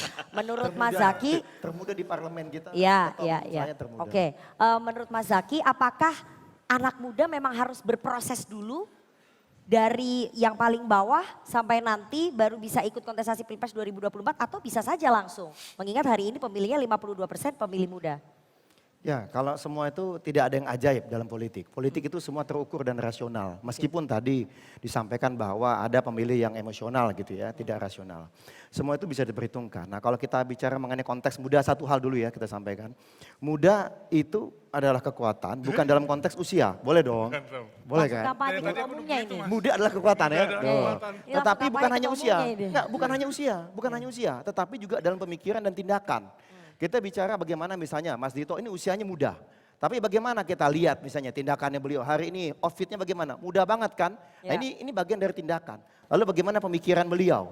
Ternyata juga dekat dengan anak muda, tadi bisa menangkap isu-isu terkait dengan anak muda butuh lapangan pekerjaan atau isu ekonomi. Bukan berarti saya ngedorong Menko Ekuin ya Bang ya, bukan ya Bang ya. Gitu. Nah, jadi harus jelas nih gitu. Satu itu hal yang mesti dipahami dulu, jangan muda-muda usia-usia aja, tetapi ada yang muda-muda tapi usianya pemikiran dan tindakannya tidak sesuai ekspektasi gitu. Karena politik itu terukur, ada substansinya. Kalau hanya pengemasan, nggak bisa Pak. Kalau kita bicara mengenai anak muda, harus berproses. Apakah berprosesnya harus 1, 2? Enggak juga. Namanya politik ini ada yang misalnya berproses melalui pemerintahan. Ada yang berproses melalui organisasi massa. Ada yang berproses melalui organisasi politik. Ada yang jalur gubernur, ada yang jalur menteri, ada yang jalur ketua umum parpol. Ada jalur ormas, memungkinkan semuanya. Jadi kalau misalnya anak muda itu, bagi saya, di sini aja kelihatan ini. Anak muda itu bukan harapan bangsa ini, bukan. Itu udah pemikiran yang salah. Anak muda itu adalah penentu bangsa saat ini. Kalau harapan itu masih nanti, tapi sekarang ini anak muda menentukan. Tetapi apakah kemudian tadi isunya capres dan cawapresnya harus muda? Ya mana yang pemikirannya muda, mana yang tindakannya muda, mana yang berpihak kepada anak muda. Misalnya nih saya, Mbak Gusni boleh berdiri Mbak Gusni? Nah ini salah satu caleg muda dari Partai Demokrat. Jadi jangan bilang ketumnya muda, pengurusnya nggak tahu tua-tua isinya. Lalu caleg-calegnya tua-tua. Ini saya contoh, ini alumni UI juga nih saya sampaikan. Jadi nggak bisa, anak-anak muda ini kritis Mbak. Milenial ini kritis ya. Dia tahu ngomong muda-muda tapi di belakang isinya juru bicaranya kok usianya 50-60 ya gitu ya. Mending kalau kayak Demokrat kan usianya jelas 40-an something gitu ya. Atau itu kampanye tuh. Enggak, ini kasih tahu misal, ini misal. Enggak, ini misal loh Mbak, ini misal. Gitu. Jadi anak muda tuh pinter-pinter. Terakhir Mbak, satu hal. Ya. Allah itu maha tahu. Tapi rakyat harus diberitahu. Jadi medsos itu amat penting. Kita kerja politik luar biasa, tapi kalau medsosnya nggak aktif, nggak rajin berkomunikasi dengan publik, nggak akan tahu apa yang sedang kita kerjakan untuk masyarakat hari ini. Saya punya pandangan. Oke, Gini, silakan. Adik-adik ya. Definisi pemimpin itu decision makers. Nah, titik. Dia itu pengambil keputusan. Saya pemimpin mengambil keputusan hajat hidup 50 juta orang. Jadi yang dinilai dari kualitas pemimpin hanya satu, kualitas keputusannya. Bahwa yang mengambil keputusannya tua, muda, itu secondary kira-kira begitu. Makanya tadi isunya betul. Ya. Kelebihan anak muda hanya satu, fisiknya lebih kuat.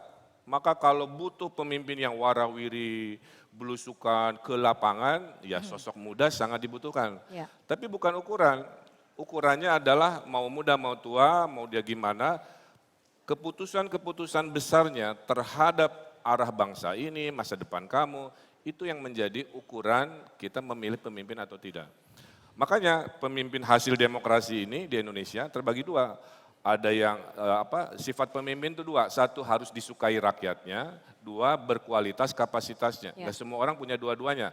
Ada yang disukai, makanya pencitraannya kuat, recehnya banyak, tapi integritas, track record keputusannya nggak ada. Atau sebaliknya, ada pemimpin yang bagus tapi tidak disukai rakyat karena mungkin omongannya, gesturnya. Jadi kita harapkan adik-adik lebih bijak ya. Tahun depan pilihlah calon-calon pemimpin yang punya track record dalam mengambil kualitas-kualitas keputusan yang baik.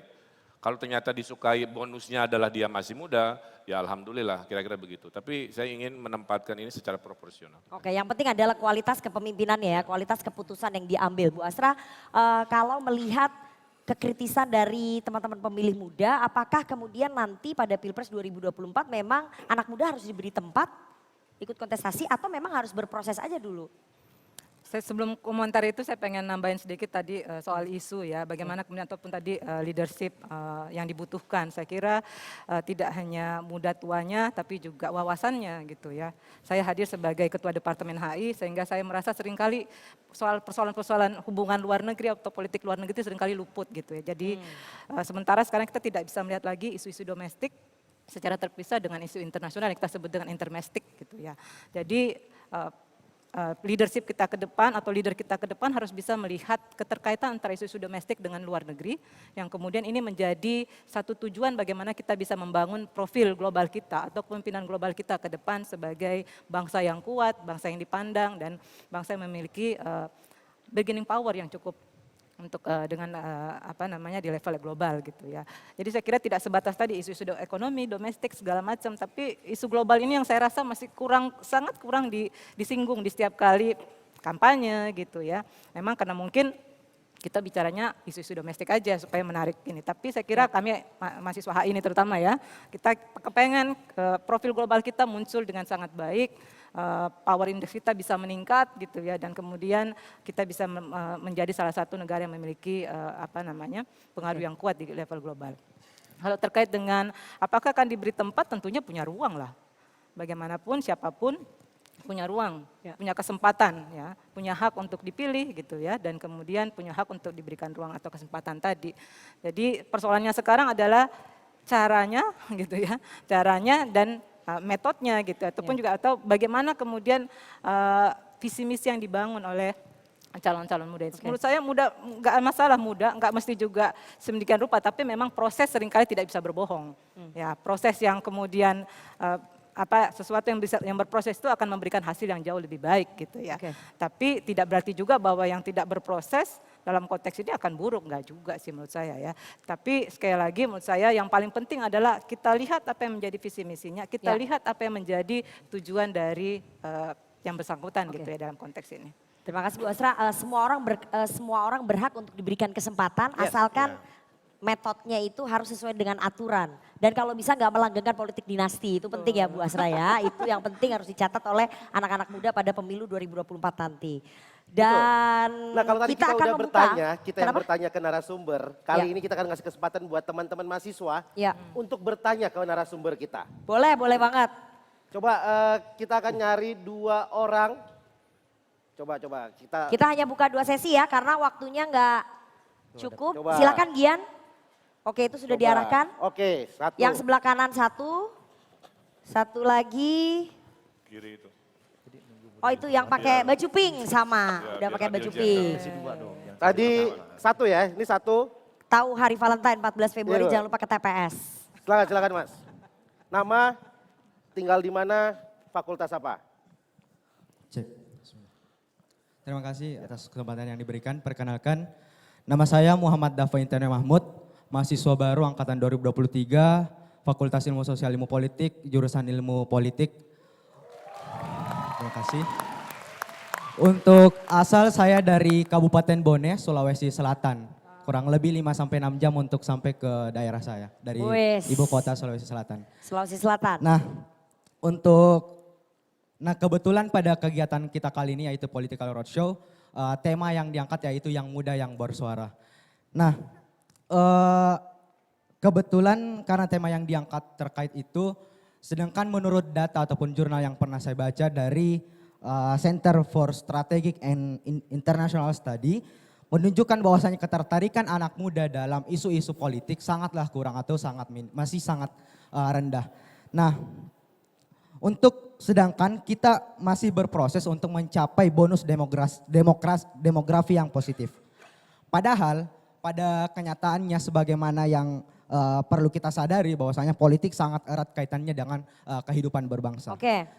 Poin pertanyaannya adalah, saya ingin bertanya kepada Pak Ridwan Kamil, adalah bagaimana masyarakat ataupun anak muda ini bisa memiliki ketertarikan lebih dalam isu-isu politik ini, karena pada tahun 2024 mayoritas pemilih untuk pemilu yaitu dari anak muda juga.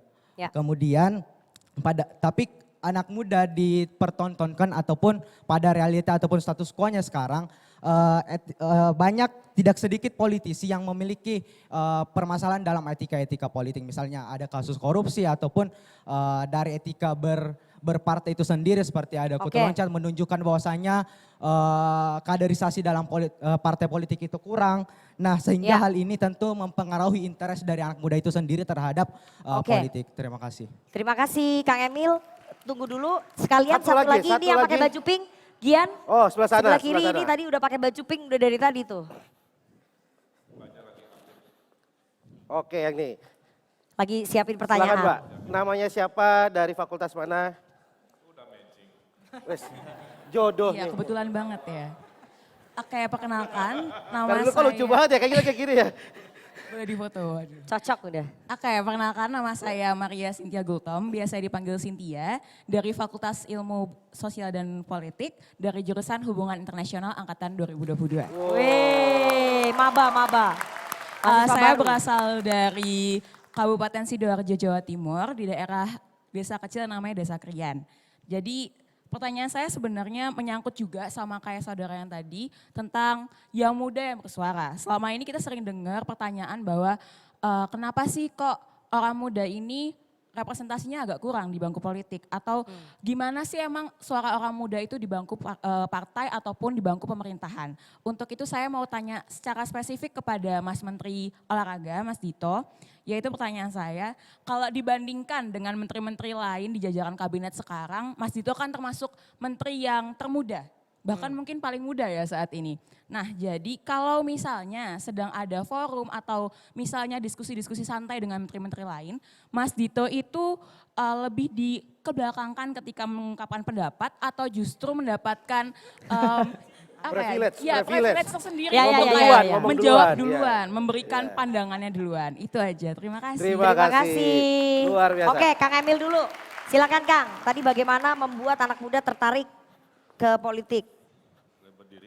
Silahkan. Iya, jadi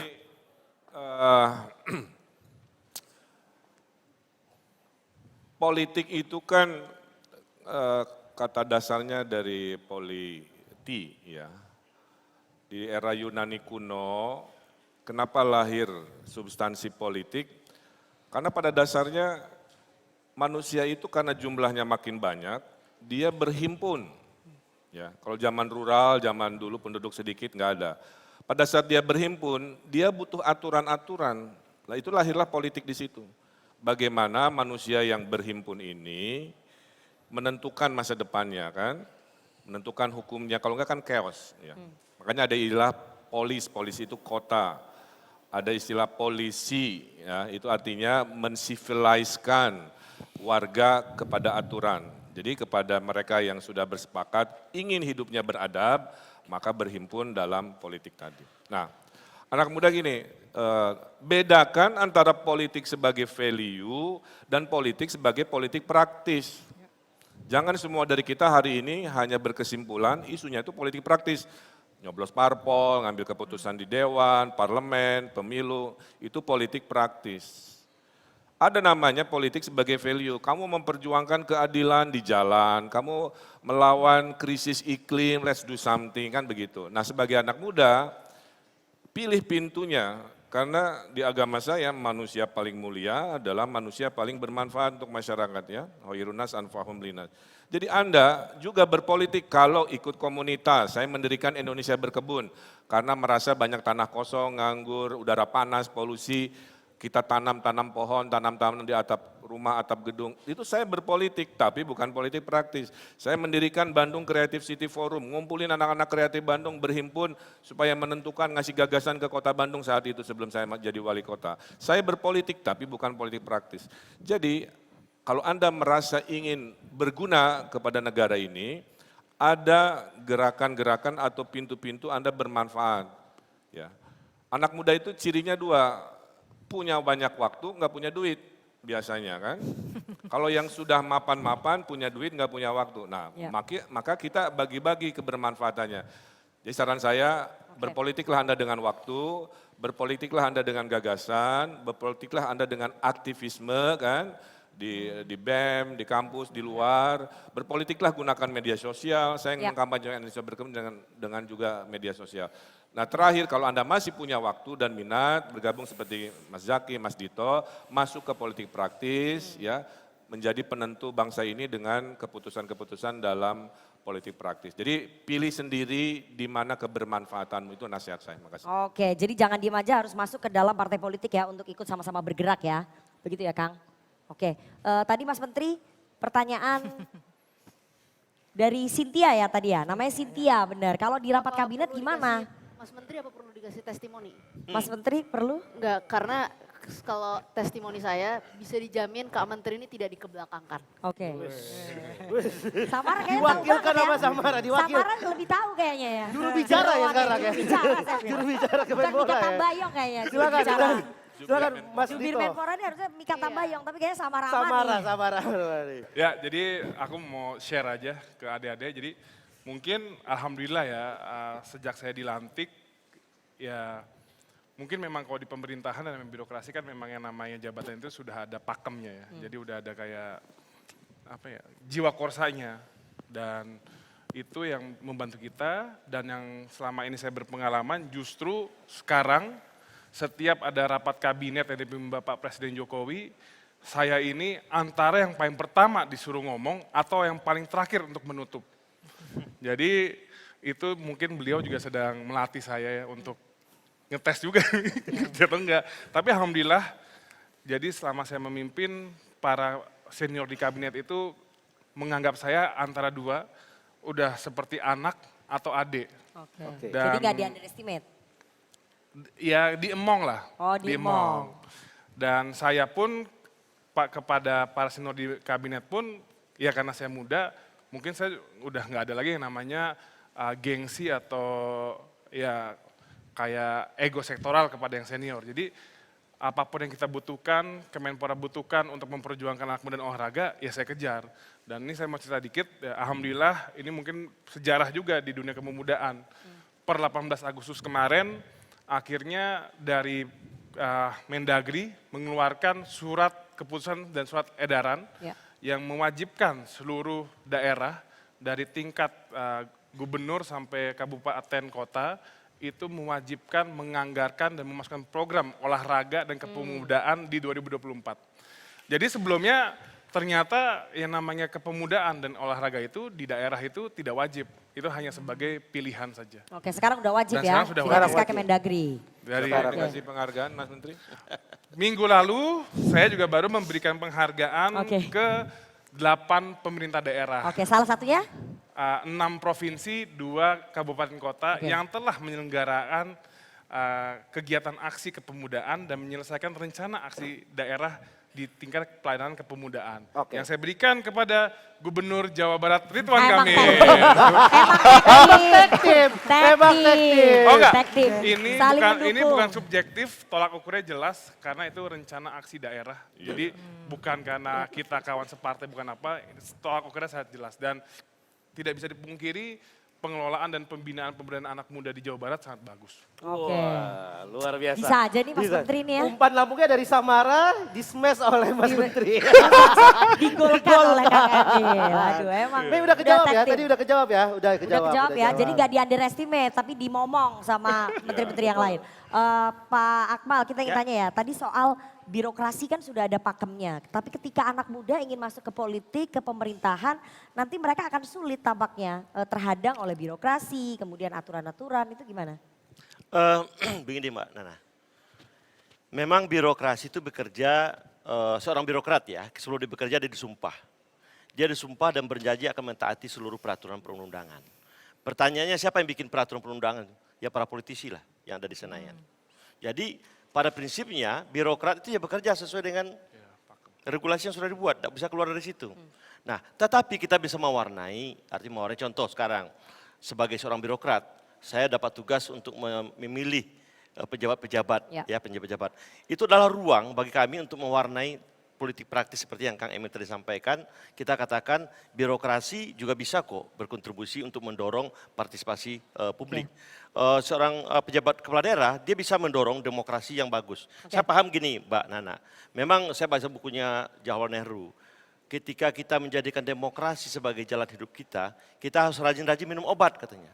Apa obatnya itu? Pagi sabar, siang sabar, sore sabar.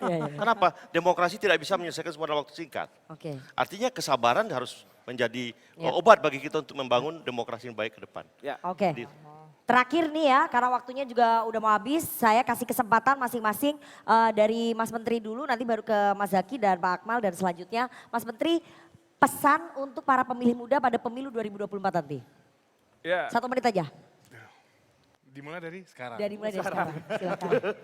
Durasi. Jadi untuk kawan-kawan muda, kita berharap kawan-kawan muda ini nanti bisa melihat dengan jelas rekam jejak semua calon-calon yang akan dihadirkan buat kalian pilih, khususnya di pemilihan presiden dan juga pileg.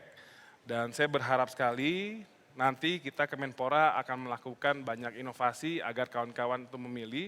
Dan yang paling penting adalah kehadiran kalian di TPS itu sangatlah penting demi masa depan kita bersama. Jadi ini kita jaga bersama dan kita sukseskan juga secara bersama. Baik, Mas Zaky silakan pesannya untuk para pemilih muda. Muda adalah kekuatan. Muda adalah kekuatan. Ya. Kalau saya sangat meyakini gelaran Pilpres dan Pileg 2024 nanti ini akan menentukan masa depan kita. Ya, bukan hanya 5 tahun tetapi juga 10 tahun ke depan. Dan tentu teman-teman di sini semua anak-anak muda sudah punya bayangan dan sudah punya pilihan. Kalau bicara inspirasi atau narasi semua sudah sangat ahli. Tapi saya hanya meminta tolong mari kita semua jaga-jaga etika dalam menyampaikan aspirasi dan pilihan kita. Ya, ini etika, konteks, ya, nilai rasa ini perlu dalam berpolitik, dalam memilih ini gitu. Ya, minta tolonglah kita bagaimana kita jaga keguyupan satu sama lain karena bagaimanapun ini adalah kontestasi. Ya, ada hasil, tetapi setelahnya kita tetap semua masih bersaudara. Saya Bang Dito beda koalisi saat ini, tapi tetap berteman. Sebelum itu saya boleh ya, mau ngetes dulu. Ingin tahu berapa banyak anak FISIP di sini? Ya, kita coba yel-yel boleh nggak? Oke, FISIP, F-I-S-I-P, F-I-S-I-P, go, FISIP go, FISIP go, FISIP. Masih ingat ya? Masih ingat yel-yelnya? Masih ingat mantan ketua Senat kalau dulu, sekarang ketua BEM gitu. Luar biasa FISIP. Pak Akmal silakan. Baik, kami birokrat ini kan disumpah dan diminta untuk netral. Ya. Tentunya kita berharap pada generasi muda untuk membantu netralitas itu dengan suara-suara yang Anda miliki. Kita paham generasi muda sangat dekat dengan gadget dan dekat dengan pendekatan digital.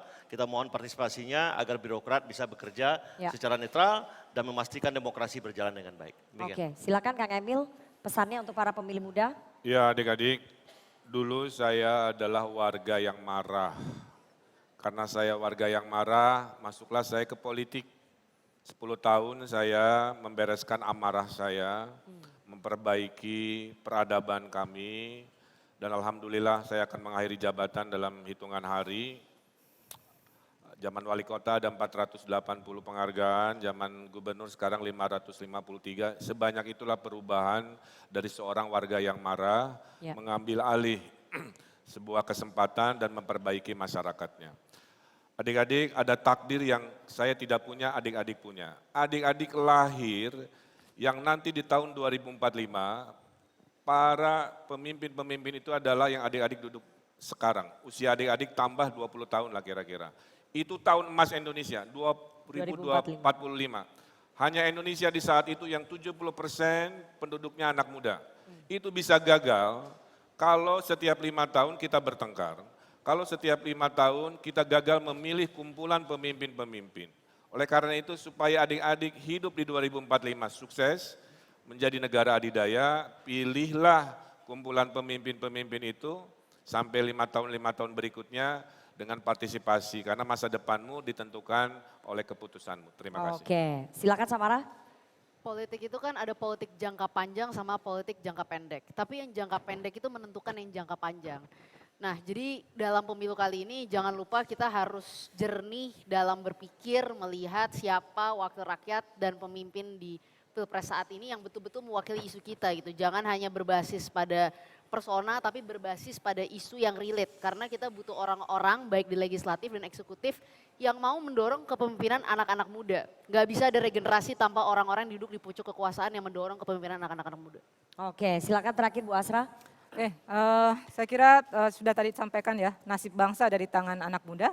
Jadi be smart ya, be smart untuk menentukan pilihan Anda ke depan karena pilihan Anda menentukan masa depan kita semua dan bangsa ini. Makasih. Oke. Terakhir banget nih, penting banget. 2 kata untuk pemilu 2024. Ayo Mas Menteri. Menyenangkan dan menang. Menyenangkan dan menang. Menyenangkan dan menang. Oke, Mas Zaki 2 kata untuk pemilu 2024. Muda kekuatan. Muda kekuatan. Kampanye. Silakan Pak Akmal. 2 kata. Memilihlah dengan bahagia. Memilih bahagia. Memilih bahagia. Kang Emil. Oke, Kang Emil beda, bukan. 2 kata tentang Indonesia. Ridwan Kamil. Itu siapa? Sama Ridwan Kamil. Enggak.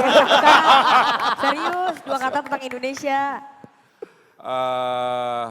Be smart and be wise itu aja. Oke, be smart and be wise itu 4 loh. Itu nyontek saya tadi. Oke. Samara, 2 kata. Nyontek saya tadi. 2 kata tentang Indonesia. 2 kata tentang Indonesia. Apa itu? Tentang energi transformasi. Bagus itu kayaknya. Aku ikut itu aja boleh gak? Jangan dong. Bagus soalnya. Jangan. Solutif dan transformatif. Oke. Solutif dan transformatif. Ada tetap transformatifnya tetap ada di belakang tadi tetap ya.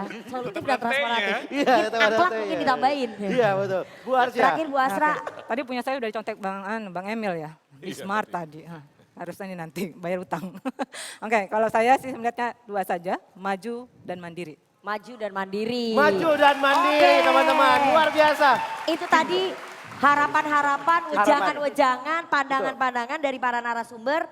Tapi jangan beranjak dulu karena ada sentilan-sentilan. Betul, menariknya di Political Roadshow di ujung acara kita akan menyajikan 2 komika dari komisi.co untuk memberikan sentilan-sentilan kepada narasumber atau topik yang kita lagi bahas pada hari ini.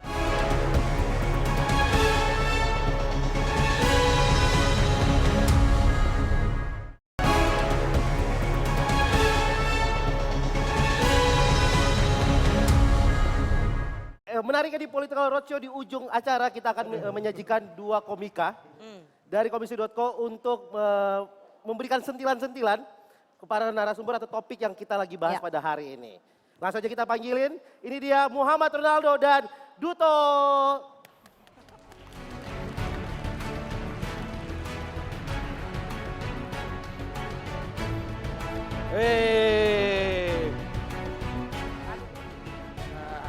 Biasa di situ sana, biasa di sana saya ya. Biasa di sana saya di sini sana ya. Kayaknya agak mundur ya. Agak mundur. Mundur di belakang kain hitam. Ya, emang gini Mbak kalau misalnya komika-komika yang masih nyari panggung memang kayak gini nih. Oke. Kamu Kita gak gini iri ya? teman-teman, kita di pinggir juga nggak apa-apa. Udah? Silakan. Harus lucu ya. Assalamualaikum warahmatullahi wabarakatuh. Waalaikumsalam warahmatullahi wabarakatuh. Sekali lagi tepuk tangan untuk diskusi yang luar biasa malam hari ini. Malam. Hari ini luar biasa banget teman-teman. Temanya anak muda, politisi yang datang juga luar biasa. Ada Kak Samara, politisi muda. Ada Pak Dito, menteri muda. Ada Kang Ridwan Kamil, masih mencoba muda Kang. Tapi emang bener dong, Kenapa? karena gue lihat di Instagramnya Pak Ridwan Kamil, beliau itu sekarang lagi sering upload video-video lucu. Ya sering. itu, Iya, video-video mohon lucu. maaf nih Pak Ridwan Kamil, itu akun Instagram politisi apa dagelan ya? Atau jangan-jangan Kang RK ini lagi mau rebranding. Apa tuh? Bukan lagi Kang Ridwan Kamil. Jadi Kang Ridwan Kocak. kita bisa nggak tahu. Iya, kita juga kedatangan Samara dong. Ini Samara. Samara ini menurut gua adalah politisi yang hebat, cerdas, tapi sayang dulu di PSI. Enggak, kenapa saya? Enggak apa-apa dong. Gak apa-apa ya? Kenapa Gak apa-apa ya? Enggak apa-apa. Gak apa-apa? Enggak apa-apa dong. Kenapa saya? Enggak, tapi kan dulu. Karena Ya. setelah 5 tahun berkarir di PSI, sampai akhirnya tahun lalu Samara keluar dari PSI. Itu gua ngelihat itu bingung sih, Do. Kenapa? Kenapa butuh 5 tahun buat sadar sih? Iya.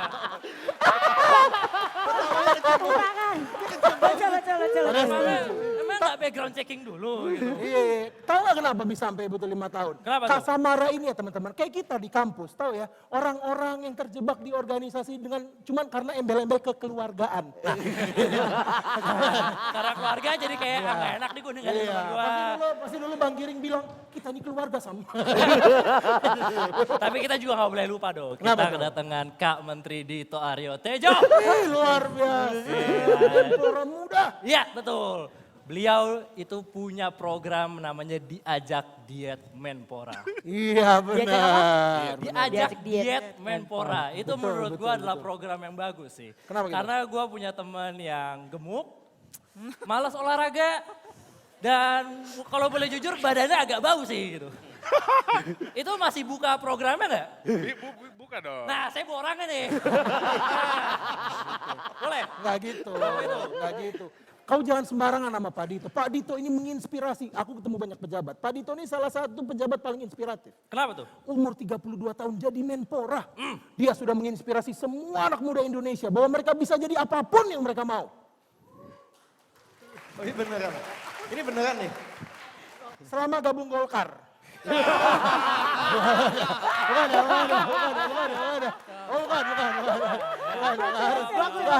Ada kemajuan. Dan kerja keras juga. Dan kerja keras Untuk tentunya. masuk Golkar. Benar. Enggak, bercanda, oke? Dan hari ini temanya tuh ngomongin anak muda yang bersuara. Ya. Jujur aja kalau aku pribadi itu agak nggak percaya kalau misalnya Gen Z ini bisa memegang tongkat kekuasaan Indonesia. Kenapa tuh Bang? Ih bro, Gen Z ini masalahnya sendiri aja udah banyak. Masalahnya aja udah banyak, gimana mau nyelesain masalah Indonesia. Nah. Bayangin kalau pejabat kita jadi Gen Z semua. Masyarakat pada demo, bukannya diselesain masalahnya malah diobrolin di close friend. Tahu nggak sih? Dasar masyarakat toksik, kita belum siap. Kita belum siap. Udah gitu juga Gen Z ini kerjanya ngapain? Healing. Healing. Capek dikit healing. Capek dikit healing. Kalau gitu kapan kerjanya? Nggak kerja-kerja nanti mereka di pemerintahan. Oh emang sekarang pemerintah yang sekarang kerja? Enggak juga. Enggak. Bener dong. Tapi nggak healing. Tapi nggak healing, Iya. tapi nggak healing. Dan yang paling penting, kalau nanti Gen Z memegang tongkat kekuasaan pemerintahan kita, berarti APBN kita 3.000 triliun deh. Ya. Itu dipegang sama Gen Z. Iya, aku jujur belum siap. Kalau nanti APBN kita semuanya dibeliin kopi susu gula aren. Kita belum siap. Sama Kita belum anggur siap. merah. Kita belum siap. Belum siap, Kita belum belum siap, siap. belum siap. Kita belum siap. Nggak usah jauh-jauh deh, Dok. Nggak usah jauh-jauh, Dok. Kenapa, Kemarin kenapa? aja, Dok. Pak Anies datang ke sini. Nyamperin BEM UI, sekretnya ratusan fungsionaris yang nggak ada di sana. Padahal weekday. Dari sini kan kita tahu. Kalau di UI gampang titip absen.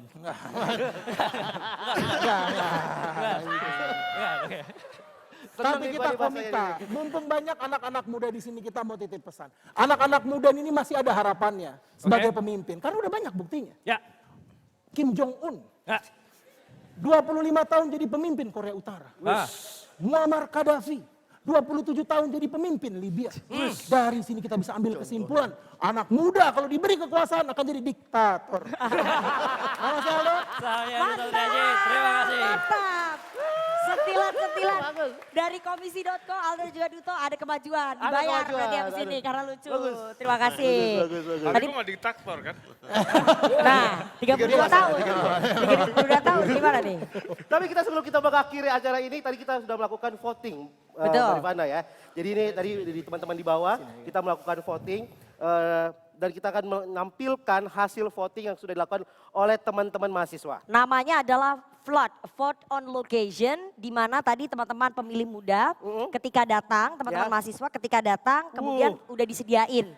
Nah, ini adalah hasil polling Cawapres 2024. Total suaranya 204 ya, 204 pemilih. Ini sekali lagi ini jurdil ya, jujur, adil.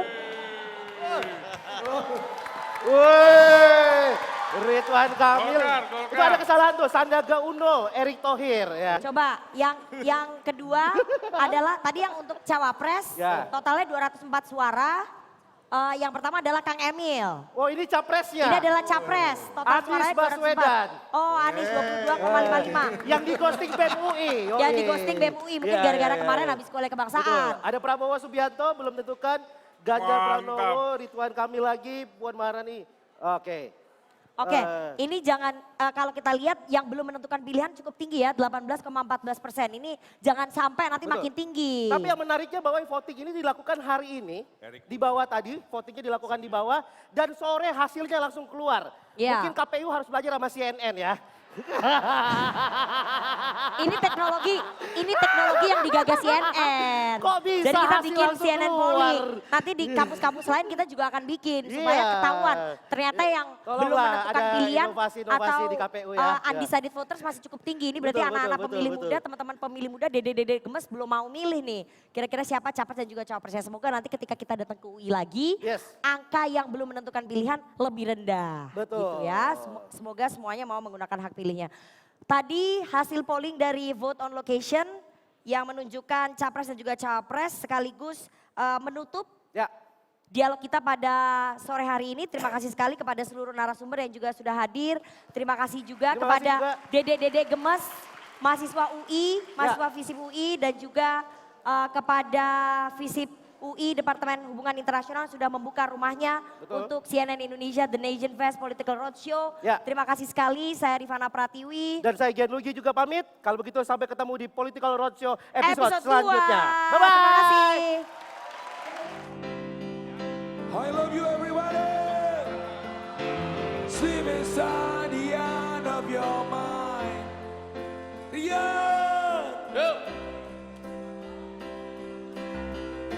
I love you, Badito. Sleep inside the eye of your mind. Don't you know you might find a better place to play? You say that you never been, but all the things that you see slowly fade away. I love you, Bachete. Gonna start revolution from my back. This is celebrate, I went to my head. Now, step outside, summertime in blow. Stand out beside the fireplace, take that look from your face. You ain't never gonna burn my heart out. Are you ready, everybody? I love you, but what's coming?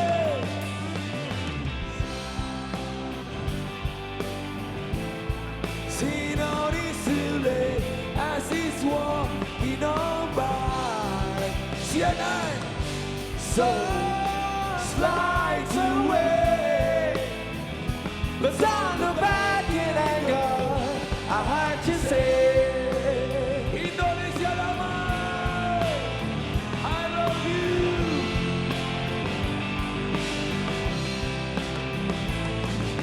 Take me to the place where you go, where nobody knows. There's not a day. Please don't put your love in your heart. I'm a rock and roll band.